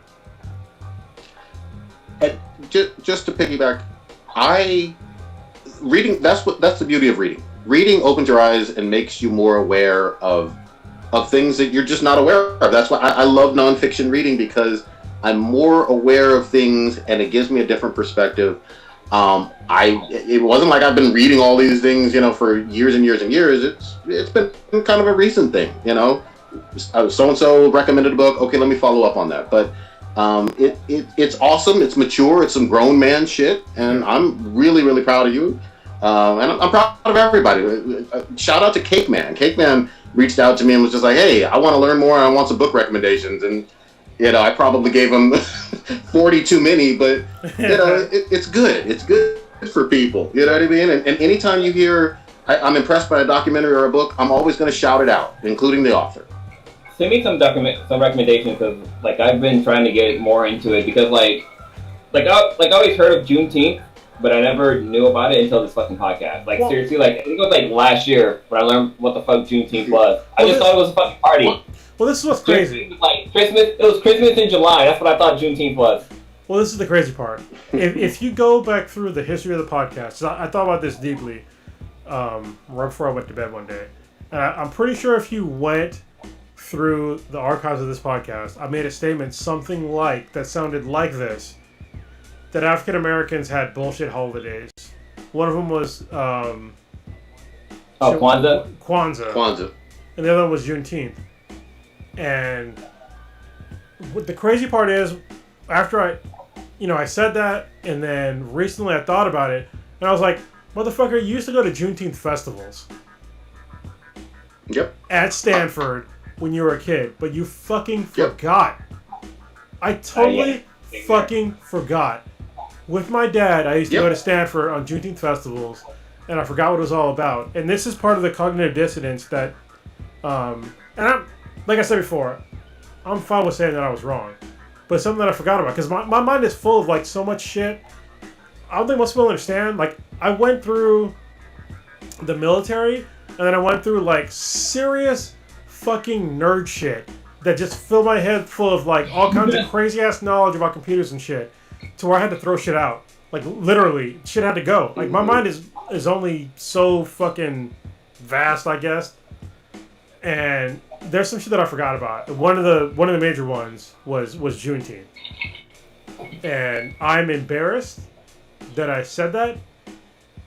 And if somebody finds that, the podcast that I said, bullshit holidays about, I'll still say it about Kwanzaa, because that's still kind of bullshit holiday. But as far as I know right now, maybe I'll revise it later in like 2 days from now. Yeah.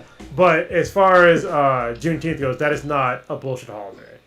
It is a very important holiday to me and my people, and it's something I used to celebrate, and I forgot about after I joined the military, because that's how indoctrination goes.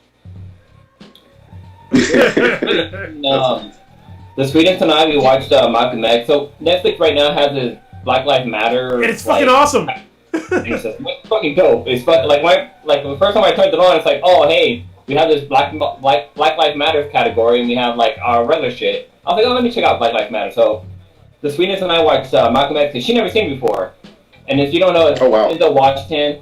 But as I'm watching it, I'm like, it doesn't really talk about like the impact that Malcolm X had on Black history. It just mainly talks about him and like his fucking beef with like the Muslim culture, basically. Well, like, it doesn't talk about how he changed shit and this and that. It just talks about his whole beef that he had with like. Hold on, are you sure? You gotta watch it again. Go back and watch it again. I literally just watched it recently. Yeah, I just rewatched it too. I would say that it's more about. Did you ever read the Alex Haley autobiography of Malcolm X? Because it's partially based on that, because it's truly a story of his life more than anything else. And you notice you don't have things like his interactions with Muhammad Ali or anything like that on there. It's more about the people that influence his life, and you see this constant theme of him searching for father figures and then finding shitty father figures throughout the gangster stuff, and then obviously Elijah Muhammad and his pedophile ass, and all the other, and the guy in prison, all of that other stuff. It's more about his life on an intimate level and his spiritual and intellectual journey than it is anything else. Yeah, that's mainly what it was. It was mainly him on his journey, but they didn't talk about how much of an impact he had on Black life. Like there's little scenes where there's a guy who was beat up by the cops and this and that, but like other than that, like they don't really show him like talking. Like I remember one of his famous lines is that like the one about using force. I can't remember what it is. By any means necessary. Like that's one of his famous lines, and they don't use that in the entire fucking movie. Like the whole time the Sweetest and I were watching it, I'm like, okay, this is gonna be a line. This is where he's gonna say it, and like he never fucking said it. Unless I wasn't paying attention and missed it. But like I think they don't really talk about. I think you zoned out and missed it. Yeah, I'm pretty sure he did. I didn't say it. Maybe I zoned out. Only thing I kept thinking about is get your hand in my pocket. Yeah. Well, so watch it again and don't drink. So, okay.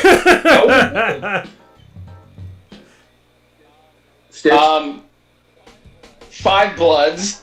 Let me. I'll be right back. I thought it was okay because we just skated over that. I was waiting to jump in, and since you asked my opinion on that, but we just kept moving or whatever. Five Bloods, I enjoyed for 2/3 of the movie, and then it kind of got very sort of cool to me and everything like that. Since Carlos hasn't finished it, I won't go into full detail about it, but I thought it was very interesting, and it does handle the whole aspect of and I can't think of the actor's name, but the whole PTS that he is going through. Delroy Lindo. Was really fascinating. Yes, really, really fascinating to see. I was more interested in watching that character arc more so than the plot of the movie with Money and Gold and everything. It reminded me of like Three Kings and then Triple Frontier, the movie with Ben Affleck and everything. But watching his performance and especially the relationship with those friends and then his son was just absolutely mind-blowing to me watching that play out on video. Juneteenth. The question I was going to ask about that is, do you feel like we're being pandered to? Like this year? Like, do you think they're going to have the same amount of energy in 2021 with everything going on about, Juneteenth? I mean, I knew what Juneteenth was, but it has not gotten the amount of fanfare. It has not been sort of this universally celebrated thing where you have all these corporations now giving corporations talking about, it's going to be a paid holiday, et cetera, et cetera.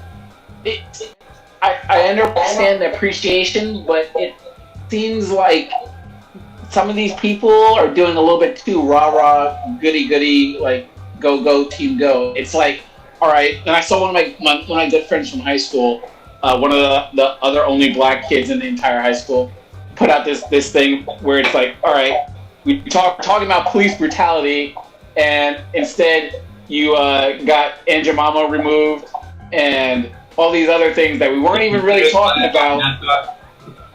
Yeah, you did all these other like little side quests. Yeah.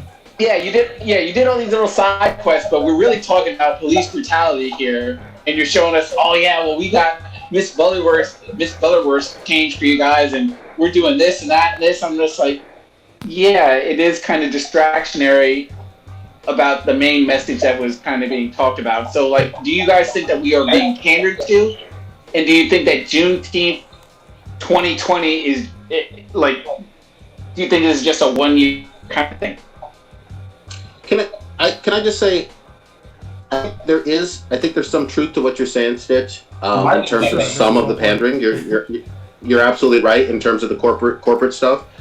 But I would also say that, to be quite honest, plenty of people who had never heard of it, and if you hear about it on its surface, where someone is talking about the celebration of, basically the Emancipation Proclamation or the freeing of the slaves, even though the word took a long time to reach them, it seems like it has all the makings of what should have already been a federal day of celebration or holiday on its surface. Yeah.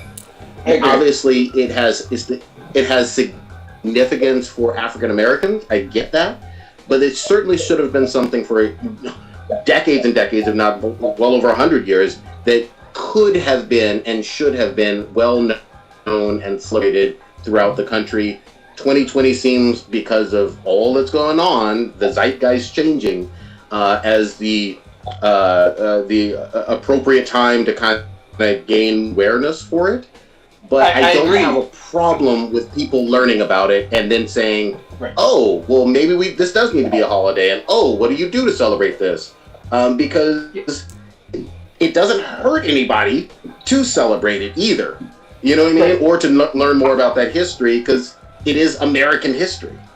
I agree with that, and I'm very glad that is now being educated to people. We talked previous weeks about the lack of Black history that all of us have experienced throughout our education, and obviously the vast majority of people in society as a general. My concern is looking down the road.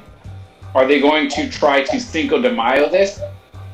Is that something that... You were going there. I knew you were going there. Is that a possibility? Everybody got to drink a 40 ounce on instead of tequila. The history of Cinco de Mayo, they don't even celebrate Cinco de Mayo in Mexico, so... Yeah, Cinco de Mayo. Exactly. It's pretty rare, Blue, because they won for like a couple of weeks, and then they got their asses kicked. So, yeah, it's not like Cinco de Mayo. Yeah, I mean, listen. Is like the vast majority going to try to Cinco de Mayo, where it's just like, oh, it's a celebration, but we don't really know what we're celebrating. So obviously we know. Yeah, I think you're coming from Stitch. Okay, so Stitch, it's already a state holiday in 46 states. You don't get the day off, but it's still a state holiday in 46 states. And I think that people need to be educated on exactly what it is and exactly why we're doing it. I don't think it shouldn't be that hard, because I think that it can cleanse America of a very dark period of time that's an embarrassment. When you say by state holiday, what exactly quantifies as like state holiday? It's basically like fucking Pancake Day for most states. Okay, because I was saying, I just put my calendar off the wall. Yeah. My calendar on the wall has some like random ass holidays, like John something whatever, and it even got like Boxing Day on it. Yeah, well that's it does not say Juneteenth on it. Boxing Day is Canada, but yeah. If I open like a regular calendar, it doesn't say Juneteenth on my calendar. It doesn't say Boxing Day and regular shit. But it just ignores Juneteenth. I totally agree. But it still is state holiday in 46 states. And I think that it needs to take a cultural shift, which I think America is getting ready for right now. And I think it needs to change. I think that people are... When I say people, it mainly means European Americans. They're ready to hear about the plight of people of color, especially African Americans, that we've went through for hundreds of years here. That we were treated as second-class citizens, and that we are continued to be looked at as second-class citizens. And I think that before when I talked about white privilege, how I didn't really believe in it before, I was looking at it from a different perspective from probably most people, where I don't believe, at least in my life, that white privilege existed, because I am mildly successful in my life. However, what it does not address, what I just said, is the looks that I get on the streets from people when I go to certain places, where people don't look at me like I'm welcome, and there's other things that are, you can't really ignore, that are still signs of racism that I think people don't really associate with white privilege. This is let me, I guess, break it down in a different way. If you are European American anywhere in America, you can go anywhere, unless you are dressed seriously incorrectly, you are looked at like you're supposed to be there. Yeah. But if you are brown, in some instances, no matter what you're dressed like or what you look like, you could be looked at as a second-class citizen. Like you don't belong there. Like, hearing you say that sort of down, like, I actually was listening to a podcast where an African-American man was on there, and he was talking about, like, what exactly is white privilege, and, like, knowing your stance on it, and then hear his stance, I was like, wow, like, Kronos, like, had it all wrong, because mainly, like, when you think white privilege, everybody kept thinking about it, money. If you have money, you have white privilege, but it's not that. It's more of a, like, I mean, yeah, it's still money based, but it's more like, if you're poor and you white and you get pulled over by the police, you get a ticket. If you're black and you pull over by the police, you're gonna get questioned. You're gonna ask, like, is this your car? Where's your registration? Like, and even if you're a black man in that car, you literally have to tell the cop all your movements, like, hey, I'm gonna go reach for my wallet. My wallet's in my right pocket, so the officer knows that, like, you're going for your fucking wallet and you're not going for a fucking gun. Or, my registration's in my glove box. I'm gonna reach to my glove box to grab my glove box. Like, that right there is something that white people don't have to do, because that's part of that white privilege part of their culture, basically. Yeah, thank you for saying that, Blue. It's like with the Second Amendment. All right, this is probably the greatest example I can give of all fucking time. With the Second Amendment, if you're anywhere in America and you're Caucasian or European American and you're open carrying an AR-15, and you're walking on the street, if a police officer shows up to you, first of all, it's very unlikely that somebody's going to call the cops on you. If it does happen, when the police roll up on you, they're not going to roll up en masse with weapons drawn on you. However, if you happen to be a minority, you're open carrying the same exact weapon, they're coming out with in force on you, okay? And they're drawing weapons right away, and they're more than likely going to shoot you than ask questions. And if they ask questions, it's going to be put the weapon down, put your hands behind your back, even though you've committed no crimes, because the Second Amendment protects you from these are your rights. And you can watch that you can just Google it on YouTube. Look up Second Amendment, look up open carrying, and then see how many people that are on there that are Caucasian, and see how many are on there that are people that are minorities, that are or are not getting arrested. Go ahead. Oh shit, Prodigy, stop. He was gonna talk. Yeah, is it? He had thoughts. I think we might have lost Prodigy. Yeah. Yeah, might have lost. But you guys are talking. Oh, there we go. Prodigy, hold on, Prodigy. You there? Hey, back. You back? He's breaking in and out. Yeah, I was just gonna say, to me, it all goes down to the benefit of the doubt in a lot. Oh shit, am I still breaking up? Oh, yeah. There you go. You're back now. You're back. Good. Yeah, you're good now. Yeah, sorry. It goes all back to the benefit of the doubt. I still want to be treated like Martha Stewart, no matter what. For real. Okay. I still want to be treated like Martha Stewart. I want to be given the benefit of the doubt much more often. I think everybody needs to be treated like Martha Stewart. Convicted felon, Martha Stewart. Well, the crazy thing is that, like, Martha Stewart's a perfect example, because if you're a convicted felon and you're a person of color, and you don't have money, I mean, you're fucked. Like, you're okay. Permanently... Sorry, I'm breaking up a lot.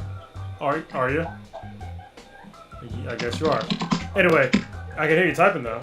But I mean, if you're a person of color, and you are convicted of a felony, your life is effectively over. Yeah. You're relegated to second-class citizenship. You're relegated to basically a slavery class. And that's literally what happens to you, because you no longer have the right to vote. If you try to find a job, and you put, have you ever been convicted of a felony? You put yes. You're probably not going to get that job. I would say probably 95% of the time, probably higher than that, you are not going to get that job. And so you are now relegated to this whole second caste system where you're fucked. And there's not a lot that you can do, because our prison system here in America, we're not about reform. Like, we're not about helping you out. We're only about punishment. And we will punish you for the rest of your fucking life. And it doesn't even matter how severe your crime was. If you get convicted of a felony, if it's just for a drug crime, for the rest of your life, you're fucked. And that, to me, is not fair. Because to me, if you're doing drugs and you have like no violent tendencies or no violent arrests, I don't give a shit if you did drugs. If you did drugs, you're escaping reality. I play video games to escape reality. You know, I don't give a fuck what you want to do with your own personal life. But for some reason, we have accepted, society as a whole, we've accepted that these drug laws exist to protect us when they really don't. They don't protect us at all. Like, you're putting people in cages for no reason. Blame it on Nancy Reagan? Was she the one that had the whole war on drugs? So if you haven't, there's another show on Netflix called The 13th, which is basically the 13th Amendment. And it's free right now on YouTube.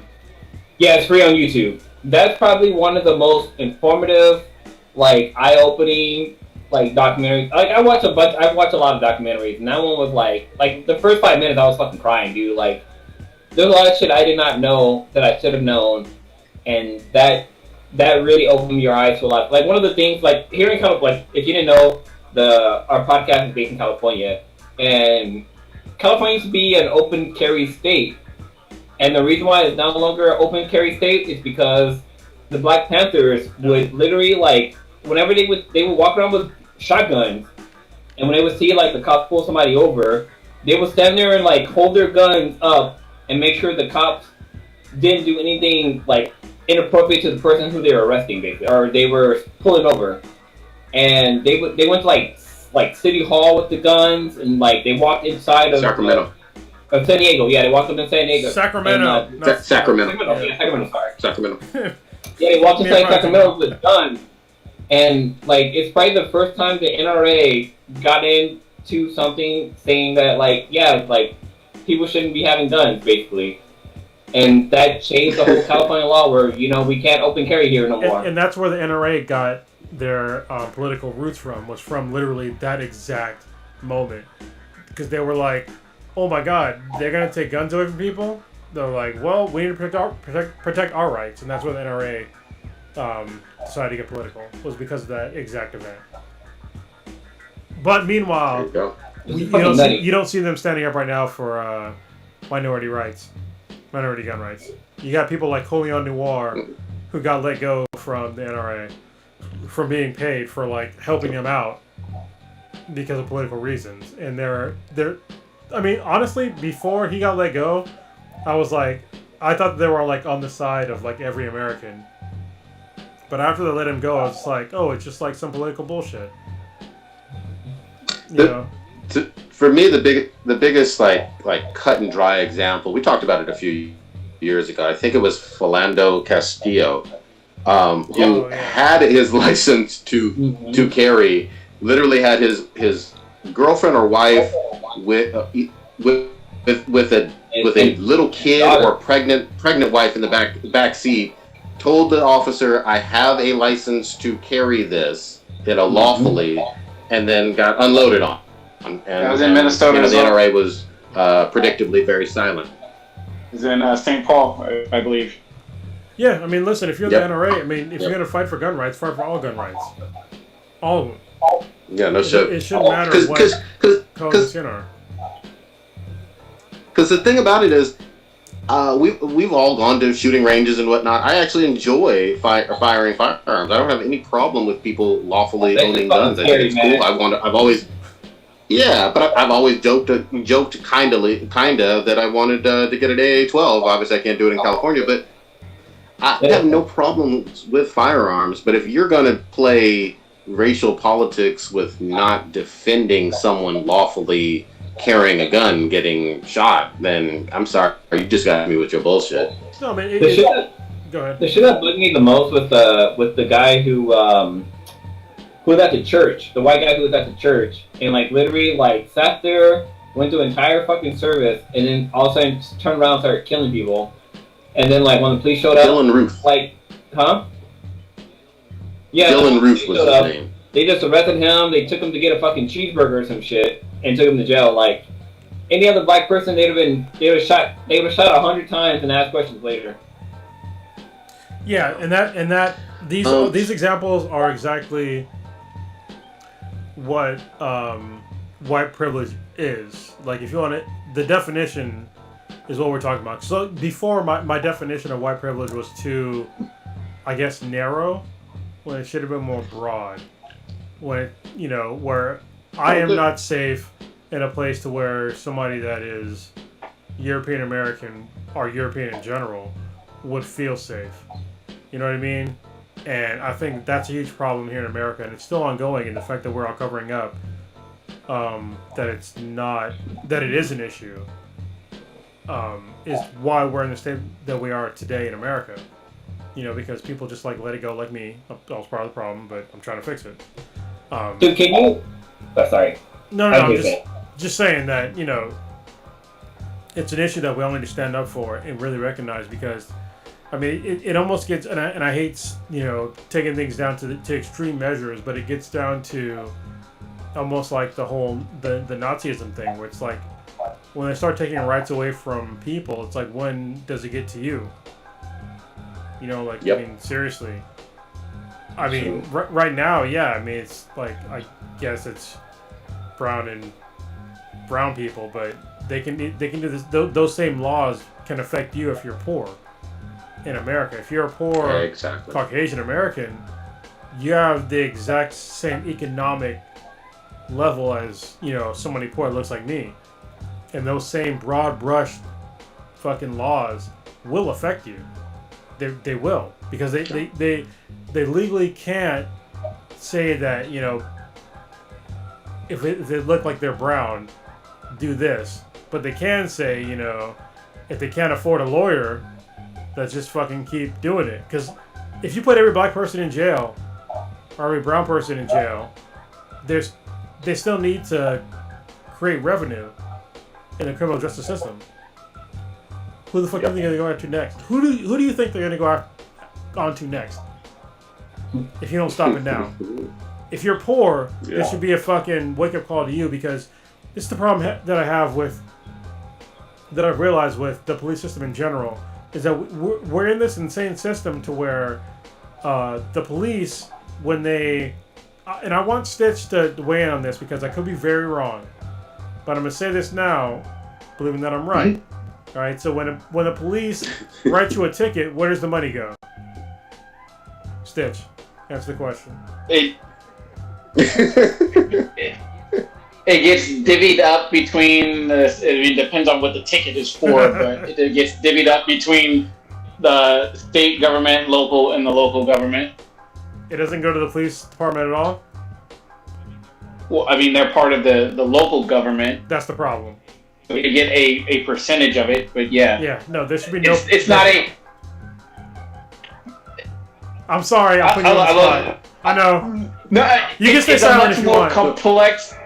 I almost think I don't want to jump to what I think you're trying to say, but it's not a capitalistic revenue service for police departments to write tickets. So, Stitch, if you want to plead the fifth on this, I don't give. You can just stay silent. It's fine.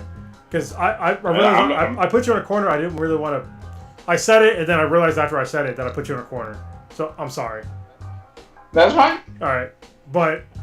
If any police department or sheriff's department or any sort of fucking law enforcement agency gets any percentage of any sort of fine or citation, that is a problem. Well, okay. Oh, geez, here we go. I'll take the bait. Where should the money go? Back to the community. How?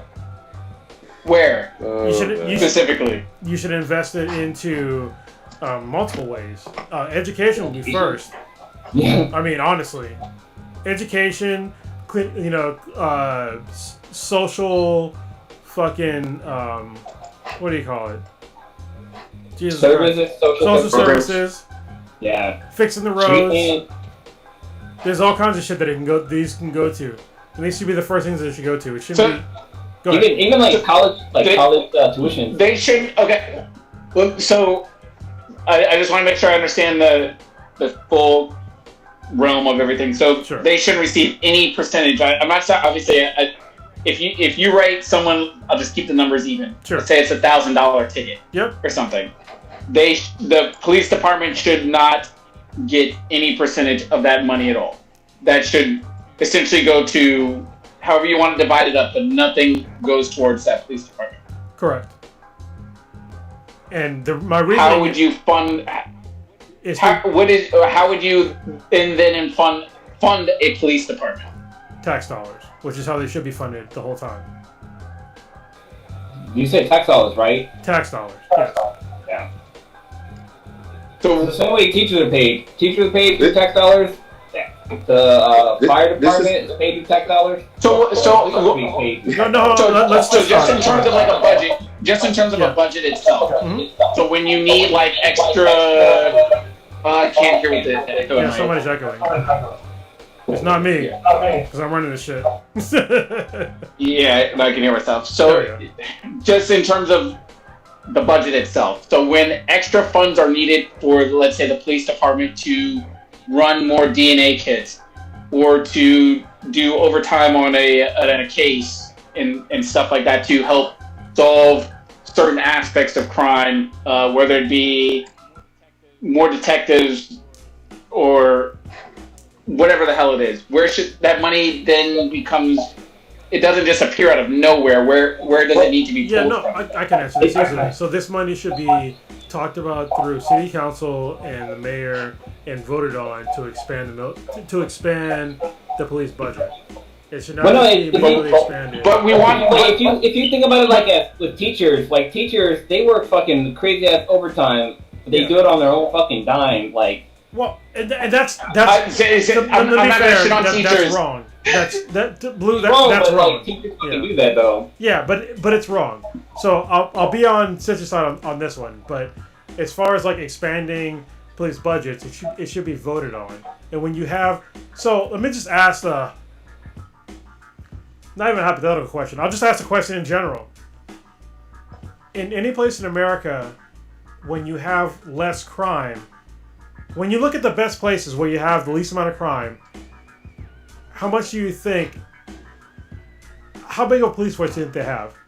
Like if you look at, let's say, like Aspen, Colorado, or any other affluent fucking society here, like Black Hawk, here in the Bay Area, do you think that they're getting more police budget or less of a police budget? How many tanks do you think they have? I don't think that's a fair comparison because issues that are happening in Aspen, Colorado are not happening in other cities like Chicago. And why do you think that is? Why? Oh, Jesus Christ. Because you have a completely different socio-economic society there. Yes. And why can't we raise the floor of those socioeconomic societies to meet those same levels instead of investing in a police force? Well, okay, let's get local for a second. How much do you think the average citizen in Atherton pays for taxes? Probably a lot. Okay. But how much do you think? How many policemen do they have in Atherton? Not as many. Yeah. You see the problem? Well, you don't. Okay, and then you factor in the crime rate. You factor in the size. You factor in all that population. Yep. Drug use. Everything. Yeah. That factors into it. You can't. It's not a. All that. A plus. I know, but all that comes back to how affluent the society is, and when you look at the actual numbers, if you look at any affluent society here in America, any affluent neighborhood, affluent city, they have less police officers there because the affluent societies can take care of their own. And not even take care of their own, they understand that they have jobs, they have opportunities that people that are poor don't have. And so they don't have to turn to crime. So what if we live in a society to where we understood that, hey, if we invested more in the education in our own communities, that we could have less police officers, then why don't we go in that direction? That's the conversation I'm willing to have. Well, I mean, it seems in theory that that would be great, but it seems there's a lot of things that would have to. Well, every city in America just having money out of the just endless amounts of money is something that would be great. It's not even endless, and man. Stuff, but it's not. Well, I don't find it realistic. It is realistic. If we can do it in affluent cities in America, then why can't we learn from those same lessons from those cities on like how they're doing better and like apply them, or at least try to apply those to other cities that are inner city that are. I need examples. Well, we're not. I need specific examples. Okay, so if just take Atherton for an example, here in the Bay Area, Atherton, their police force is likely very small. If you look at Oakland, their police force is very large. And we look at like the crimes, you would think that if we had a small police force, there would be more crime. That's what they're trying to tell us. That if you have a small police force, which is defunding, essentially you would have a smaller police force, that you would have more crime. But it's not the case. When you go to Oakland, we have a large police force, but we also have a large amount of crime. So why don't we invest more of our resources into the actual community instead of the police force? Well, you have a larger city. You don't have the need for social programs that you would need in cities like Oakland. But like in terms of like healthcare. But the reason why is because they're poor. Most of your major metropolitan cities, which Atherton obviously is not, but any major metropolitan city sort of has the same issues in general in terms of a large, vast group of their population being underneath the poverty line. I don't think they all do. I mean, there's major metropolitan cities. I think in like Colorado, places in Texas where they're doing okay, where you can have a small police force. So, like, I majored in child development, and like, one of the things that we learned was that investing in like not daycare, but like preschool and like elementary school, like cities that invested into those categories saw a drop in crime rate just because the kids had the opportunity to improve their life, and by them improving their life, there's no reason for like crime to happen. There's no reason for like break-ins. There's no reason for like robberies and people selling drugs because they had the opportunity to improve their life. And by that happening, there's less reasons for there to be police officers. Yeah. Like, yeah, we're going to always need police officers. There's going to be fucking criminals out there, people who are trying to come up and stuff like that. But, like, if you have a better chance at life and government and, like, if the government took the money and invested in, like, say, college, if college was fucking, tuition was for free, more people would fucking go to college, and then more people would be more educated. I mean, Cronus probably will say, like, yeah, there's no reason for college. Yeah, but, you know me. Yeah. But, like, you have an opportunity, like, even, like, trade school. Like, say there was a trade school. Like, like right now, I'm trying to become a network engineer. If I could do that for free and be able to, like, improve my life, like, a lot of people will follow that same fucking suit, and things become better, and it'd be less reason to give more money to the police. But I'm saying we still need police, but, like, that money can be invested into the people, basically.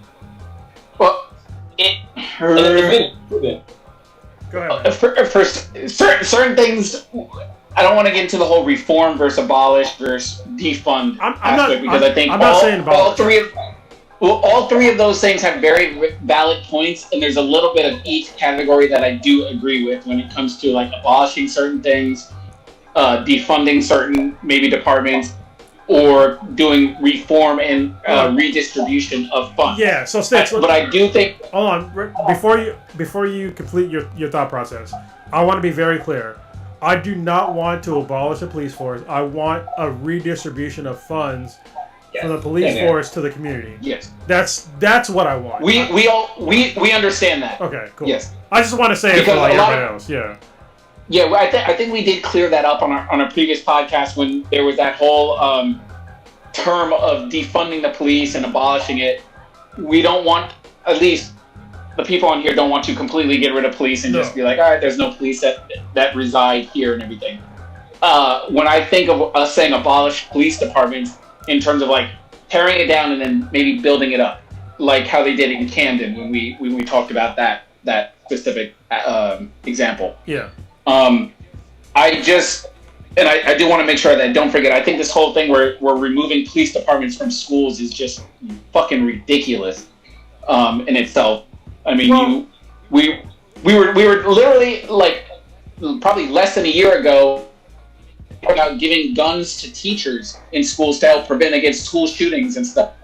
And the other aspect of it is, all right, well then if we can't have armed teachers, then we need armed ex-service people, ex-military in our schools, but now we don't want police officers that are actually training 40 hours a week doing what it is that they do and stuff. That makes no sense to me. No. So I'm glad you said that, and that what you just said is very valid. But what if we didn't need them? What if we fixed the problem from the jump? You mean people shooting people in schools? That'd be great. No, I mean just like actually fixing the problem of why do you feel like you are so marginalized as a person to want to go and shoot up a school?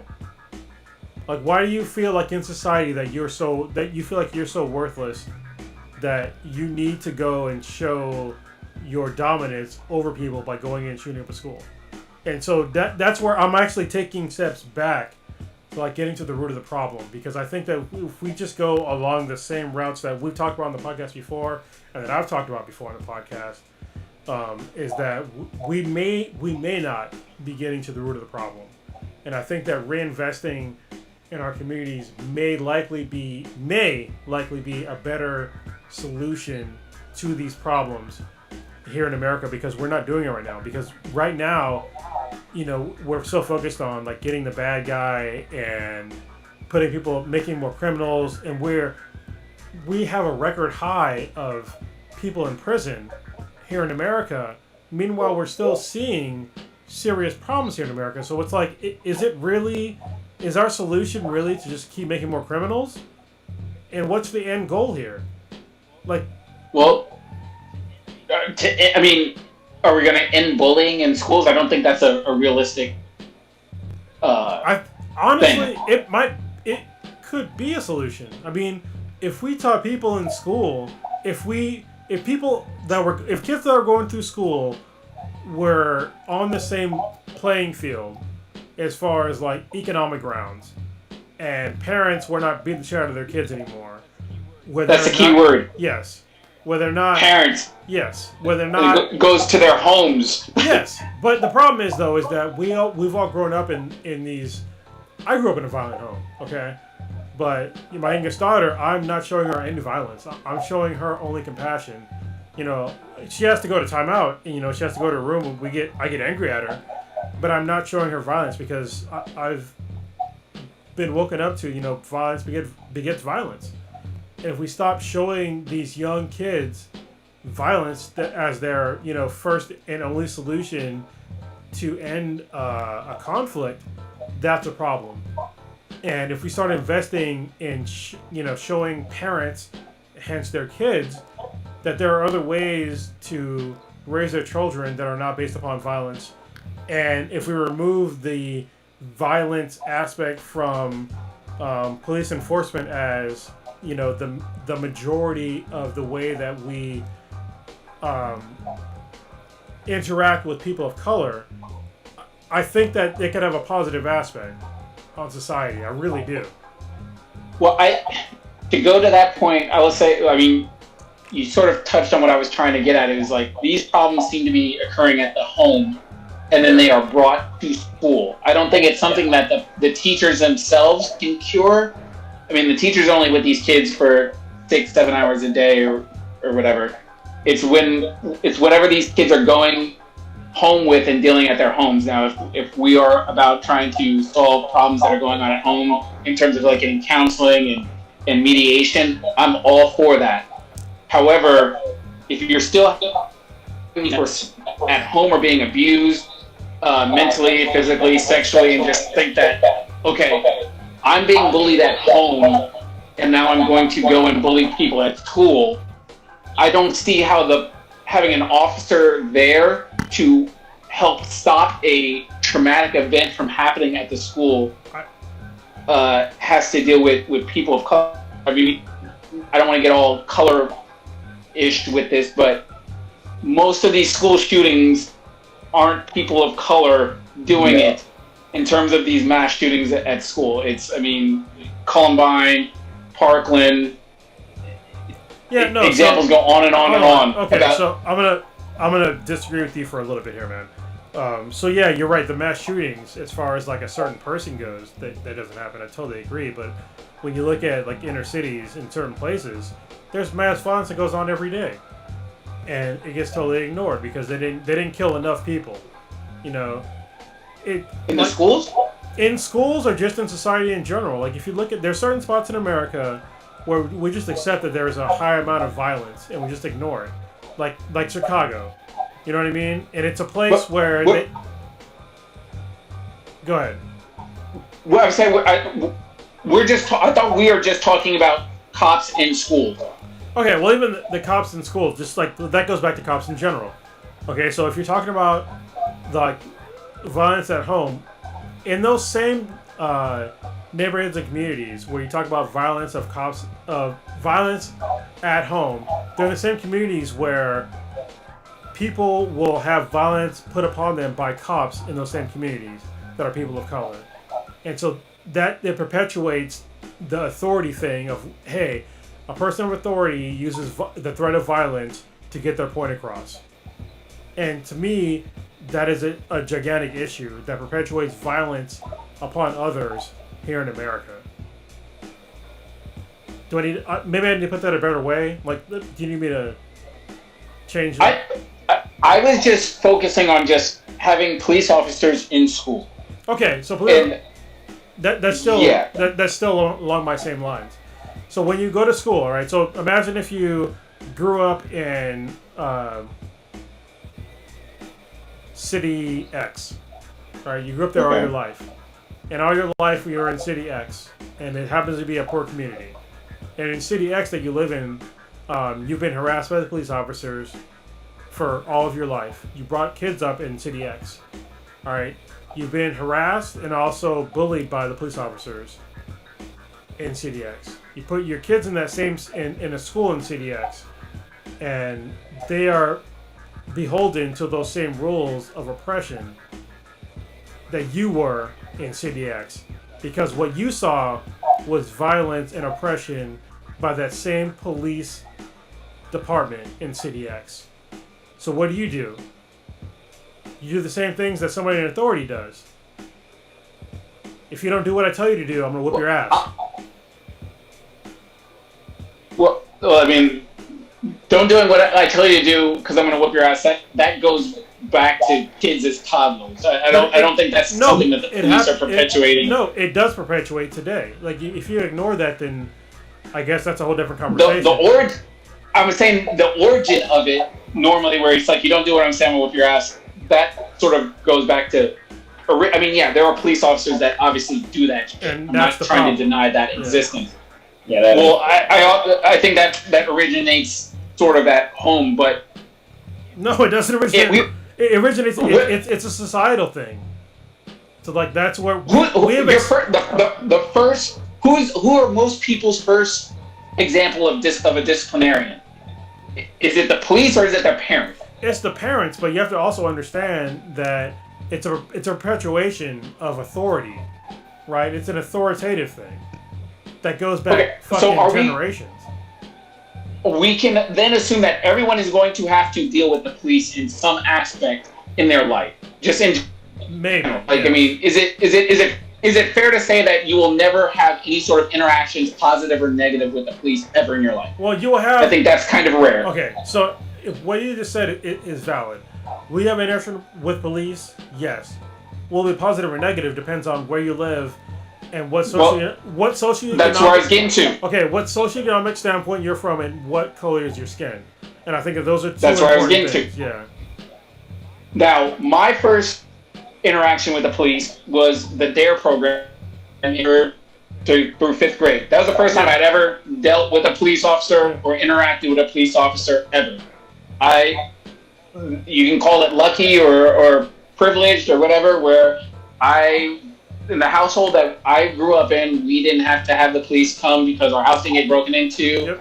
Same deal here. To my mom or dad being on each other. So, lucked out. Obviously, I understand there are many people across America that do not share or have that experience. Yep. However, I think a good percentage of them don't have interaction with the police until the DARE program. So, well, at least when we were growing up, the DARE program, where essentially it's a neutral interaction with the police department, where it's not like the police are responding to some sort of traumatic event or an emergency or something. The DARE program was created by Karen. I honestly don't believe that the DARE program was neutral.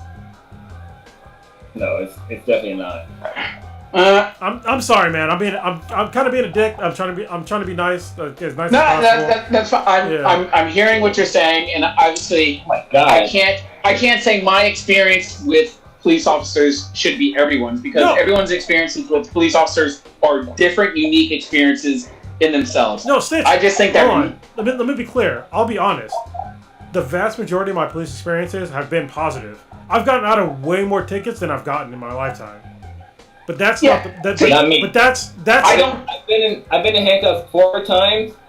Of those 4 times, 2 of them was for a reason. The other 2 was just because, for no fucking apparent reason. Yeah, I think that if people interacted with the police prior to a situation where it involved them possibly getting a ticket, I think that would help establish a better relationship and establish more of a community policing base with society in general. Where if you're having your first interaction with the police when you're 16, 17 years old, where they're breaking up a party or whatever, and they might come in being a dick, where if your first interaction with a police officer might be 13 years old, where they're telling you about the dangers of smoking cigarettes or something like. At least that's how my DARE program went. But to me, that's not even the problem, man. I mean, the problem for me, and what you said, I agree with everything you just said.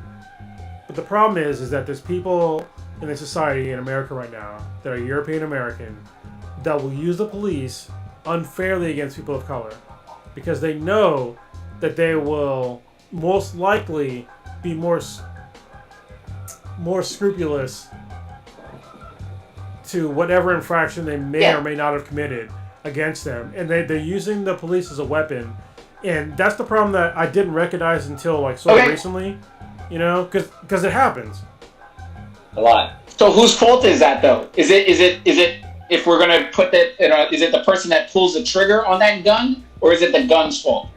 If you're gonna say that they're using the police as a weapon. They're weaponizing the police. It's not the gun's fault. It's definitely the person that called the police and the police officer. Because they look at you as a human being. You know me, man. I'm super fucking Second Amendment. Like it's not the gun's fault. Yeah. I was just saying. Yeah, I wanted to make sure that we were on the same page. That the people that are weaponizing the police are more of a problem than the actual police itself in those situations. Hold on, disagree. Yeah, hold on. Sorry, Blue. I gotta cut you off, man. No, I probably agree with what you're about to say. Yeah, so it's a problem on both sides. Because if the police were fair, when they came on the scene, they would look at the person of color as a decent human being instead of... Because you're innocent until proven guilty, right? Oh, well, if you're responding to... Oh, here we go. All right. If you're responding to a situation and you are lied to on that situation... or whatever, then you're putting the officer in a fucked up situation that's unfair to him. If I call judgment though, well, in theory, you're supposed to at least have enough honesty and respect that the person reporting the crime is at least telling you the fucking truth. Now, if the person is just being a bullshitter right off the bat, then that's the problem. It puts the officer in a fucked up situation. If all three of us are just here chilling in the same house, and I go in the back room and I call the police, and you're like, "Yo, there's these two black men in my house, and they're here to rob me. I need your help. They have me hostage. Blah blah blah blah blah. I gotta go." And I hang up the phone, and the officer busts in, and he sees that you two are here, matching the description of what it is that the person who's supposed to be innocent and supposed to be a real, honest, truthful person.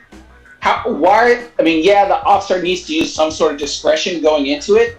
But based on the information that he's given with the lie, like the lie is the lie, you know it's a fucked up situation. It's like with swatting. I get it, man, but this is the problem. I'm at this point, I'm apologizing to you profusely because I didn't want to go down this whole route with you. I'm not. We know how each other are, and those of us that have listened to the podcast know that there is no animosity when we get in these debates. We're two highly intellectual people, and we know how to explain both our sides. Yeah, I mean, we're passionate about it. That being said, though, if somebody's like listening to the podcast right now, they might have thought that I'm trying to ambush you. Which, like, honestly, this shit wasn't on the fucking list. Yeah, that's fine. All right, so. Your situation that you just talked about, where somebody calls up and says, like, you know, person X did, you know, whatever the fuck. Everybody use Z now, because I used X earlier. It's still supposed to be innocent until proven guilty. And so when somebody comes in and their gun's hot, and it seems to be, through empirical evidence, that it's guns hot when the person happens to be, you know, a person of color. And they don't assume their innocence, they assume they're guilty. So when you come in hot, on any sort of fucking call, and your guns are already drawn, like you're presuming that they're guilty, and this is the problem. There's a lot of factors that go into it. I mean, we're just using general terms and saying like guns hot and everything like that. It'd be one thing if like if let's say I'm just some like 16-year-old teen, and like my dad is beating on my mom and he has a knife, just because I'm mad at my dad because he won't let me go to a party or whatever. My dad's beating on my mom. He's got a knife. He's beating her up. I'm scared. Click. If I'm the officer responding to that scene, yeah, I got my gun out because based on the information I got from somebody that's supposed to be there, supposed to be telling me the truth, somebody's life is at danger. And when I walk through that door, I don't know what is going to be on the other side of it. Yeah. So, yeah, I'm going to have my gun out. And then it does fall on the officer to be able to de-escalate the situation and analyze stuff that based on what he sees in front of his own eyes. Yeah. But when people start pouring kerosene on the kindling and stuff before the officer gets on scene and just like this is going on, you got no. I mean, it's a hard situation to be put in, and I understand. I don't want to be like one of those people like you don't know until you've been there or whatever. But no, I mean you can tell me. I've been in fucking situations before. I mean, so I get it. Yeah. It's scary for the most part because it's like you don't know what it is that you're walking in on. I mean. We've seen there was a situation a couple weeks ago in Santa Cruz where the officer got ambushed just going to a simple domestic violence call. He rose up and then pop, he's just getting unloaded on. I mean, that shit does happen. I mean, we see it happen every other week or so. I don't want to say as frequently as we see cops beating on innocent people. I mean, it does happen, but I guess let me bring it down to a less extreme situation because we're talking about violence. Because when you talk about violence, obviously things are way more messy than normal. When it comes down to like drug enforcement, and when it comes down to somebody being high or holding drugs, I think that evidence shows that people of color are way more likely to get thrown in jail for drug offenses than European Americans. I mean, that's... we have the same amount. Well, it is different in different places. I mean, obviously I've worked and lived in different areas of the country, and I can tell you things that happen in Louisiana that you go to jail for there, they'll be like, all right, get the fuck out of here in California because you have weed, and this is even before weed was legal in California. Well, yeah, but there's still people that's a problem though, is because there's people. I'm glad you brought up weed because there's people still in jail for possession of weed in California, even though we let a lot go. But it's only being let go though. Huh? People who are in jail for possession, they're slowly being let go from prison. Yeah, that's what I was saying. Like, we still have a lot still in jail. But the problem is that the people that were, even before that, they got thrown in jail for a felony for drug possession. Alright? And we have relegated all of them to this second-class citizenship. Like, they're basically, they're fucked for the rest of their lives. They can't vote. It's hard to get a job. And what are they going to do? Commit other crimes to get money. Because you really don't have any other choice. And this is a huge problem here in America, is that we're throwing people in jail for these drug crimes where, I'm sorry, unless you hurt somebody else, I don't really give a shit if you're doing drugs. Honestly, that's me as like a former, like, not even former, I'm a military guy. You know? I mean, I'm out, but I'm still a Marine. You know, it's like, if you're doing drugs, I don't really give a shit. Don't hurt anybody. Just get high. I don't give a fuck. Selling drugs, I can understand. Like, selling drugs, like, yeah, okay, you shouldn't be doing that. But if you're doing the drugs... No, not even selling drugs. Oh, all right, hold on. So not even selling drugs. Because at this point, people... I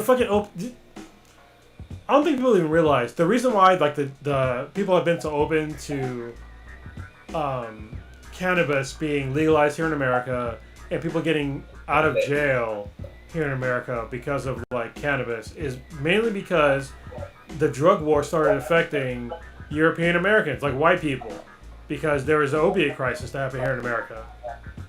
And people started throwing them in jail because of opiate abuses. And they were like, oh shit, like we're throwing in jail our own people. And that's when people started fucking coming out. And it's literally, you can look it up right now, like, Google it. Look at the fucking time frame between opiate crisis and drug reform. Like, they're hand in hand. You know, and it's a fucking shame because there's brown people in jail right now for fucking super minor drug offenses that are in states where it's legal now, and they're still in fucking jail. They're still felons, where when they get out, they're relegated to a whole fucking fucked up system where they can't vote, where they can't do anything, they can't get a job, and they're fucked. And they can't even get fucking social program help. They can't get fucking welfare. They can't get anything. How the fuck do you expect them to live? Like, seriously. Both of you, either one of you guys can answer that. I mean, it goes deep. I mean, obviously the prison system is more for punishment than it is rehabilitation. It should be rehabilitation. That's what it should be. Yeah. Yeah, and then even obviously, I mean, I've been to Angola in Louisiana, so I can tell you that place is literally a plantation. It is just a privatized plantation or whatever. It is the most Twilight Zone shit I've ever seen in my life. It's like people live there. Their economy runs off prisoners. It's the 13th Amendment. That's not fair. Now you're. I'm sorry. You're interweaving stuff that should be separate or whatever. Yeah. Obviously, prison it shouldn't be a part of the economy. You shouldn't be basing. Oh yeah, well, this is how we're going to thrive and how we're going to make our society better. Is we're going to depend on the labor of the incarcerated. That's problematic in itself because you are not trying to improve people who are incarcerated because then you are fucking up your labor force. They're slaves. Which sort of sounds, if you think about it, like slavery. Exactly. Yeah, they're slaves. And this is why anybody that's listening to this right now, watch the 13th, because the 13th Amendment, while it did free the slaves, it also left a pretty fucked up fucking mention in there about how you could still make people slaves, and it has to do with incarceration, which is why we have mass incarceration today. So watch the 13th and then listen to the new Jim Crow, and it'll explain to you why the situation that we're in today, and even how it extends to immigrants here in America, because immigrants it's the new slavery. We have fucking children in detention facilities right now in America, and nobody seems to give a fuck. Like, most people they've read it, they've heard about it, but they don't give a fuck. We have kids in jail. But all that matters that. Go ahead. Yeah, all lives matter. They don't give a fuck. We have kids in jail that did nothing wrong besides follow their parents here to America, and they're being used like batteries in the Matrix for revenue for America. I'm sorry, for corporations in America. Because those same corporations that saw that, hey, we're getting less revenue because of these new laws that are making drugs legal, we're getting less people in jail, which is still an astronomical amount. We have way more people in jail than we need to have in jail. They saw that the laws were lessening towards drug laws, so they started throwing in jail anybody they could, which happens to be illegal immigrants. And they're going to try to use the same bullshit rhetoric that they used with African Americans, back in like the early 1900s and prior. And they're using the same exact fucking bullshit. They're calling them criminals. They're saying they're breaking all these fucking laws that they're not breaking any. Their laws they're breaking, they're not violent. Like, I don't understand. Like, they're coming over here for a better life. If anything, you should fast track them to be a citizen in the United States to fucking pay taxes just like the way that anybody else does. But I like how President 45 basically just changed like the work visa for like specialized roles or positions. Basically makes it more difficult. Like, I mean, it kind of makes it. It's like if you're specialized in the roles that he's blocking, but like a lot of companies rely on like the special like type of visa, and a lot of the big companies aren't happy about that. Well, yeah, you talking about Trump? Yeah, but the whole like the H1 shit. It's H1 something. I forget. But yeah, like specialized type of visa. Yeah, it's like it's so un-American, like what they're doing right now. We should take everybody, even if they're shitty. Even shitty people have a role in society.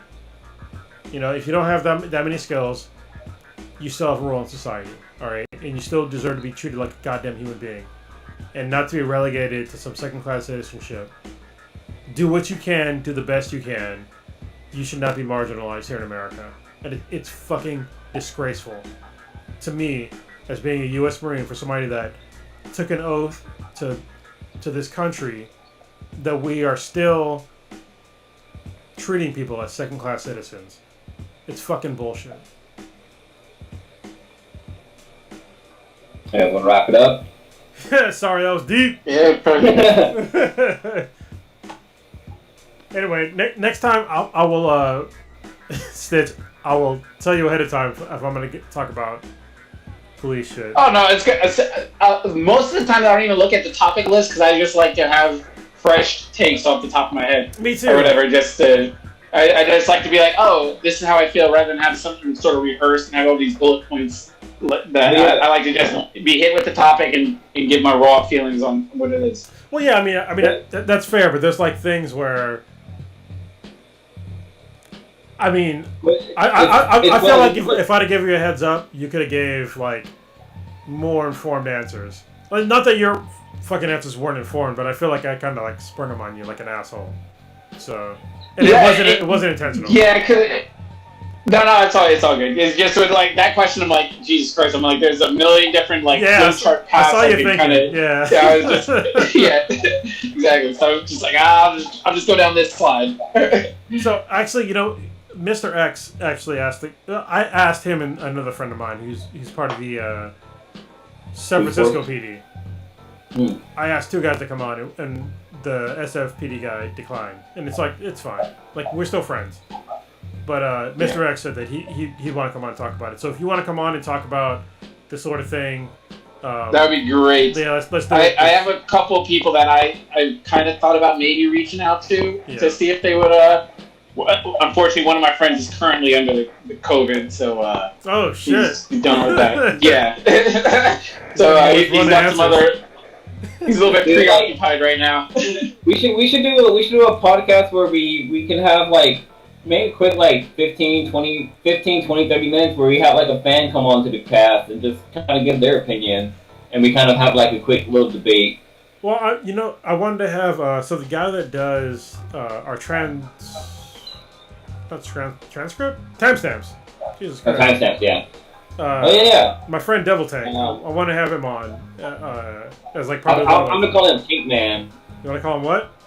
I'm gonna call him Tank Man, or should we call him Pepper Man? I call him Devil Tank because he's a devil dog. He's a Marine, so I call him. We should call him Pepper Tank. Pepper Tank would be a better name. Why do you say Pepper? Because of what we did to him in that was that salt? I thought it was salt. Was it pepper? No, it was. I know it was salt, but I just thought pepper. But yeah, because salt tank. That was a fucking. It was made salt. Yeah. That was a great story. When he gets on, we'll talk about it. But yeah, he'll listen to this obviously because he's gonna give us timestamps. But he's at the top of my list of having like a listener on, even though he's a listener, he's a friend. That'd be awesome. Yeah, but he's a retired military guy now. Alright, I know Prodigy dropped off because he had to go deal with some family members. Family members matters. Stitch, what you got populating this weekend? Just chilling. I plan on cooking up some, unfortunately I can't get some fresh crawfish, but I was gonna do some crawfish etouffee tomorrow, so, etouffee. It's sort of like a tomato kind of sauce with crawfish and celery, bell peppers, onions, and everything. It's one of my favorite dishes. Heavy butter and cream, so if you're trying to be health conscious, it's not the best for you, but it's butter cream is great. yeah, exactly. So I'm gonna probably do that, and then the baby's getting bigger. It's so funny because she's communicating by just what's that? I said, is she working yet? No, not yet. She's just talkative, just nonstop, just bibble babble, just talking. I was like, okay, she knows how to use her vocal cords just to try to communicate, even though it's obviously not making any sense. Do you talk to her? So I just bring her around. Yeah. Oh yeah. Yeah. I pretend like I know what she's saying, and I have like conversations and stuff like that. But it's just funny watching her like do stuff because she can like sit up, move her head like obviously just without a problem. So just watching like the little things. Like I was outside with her, just getting some sun and just chilling outside. And she's like looking outside, just pull a leaf off, and she's like holding it, just mesmerized by like a leaf on a tree and everything. I'm just like watching her, just like fascinated, making sure she doesn't just put it in her mouth because what all babies want to do, they just want to eat stuff. So just little stuff like that. That's just how they experience the world. Like, oh yeah, absolutely. Are fucking in their mouth. That's how the whole entire world is based off of touch in your mouth, basically. Yeah, exactly. Yeah. Cronus, what you got populating this weekend?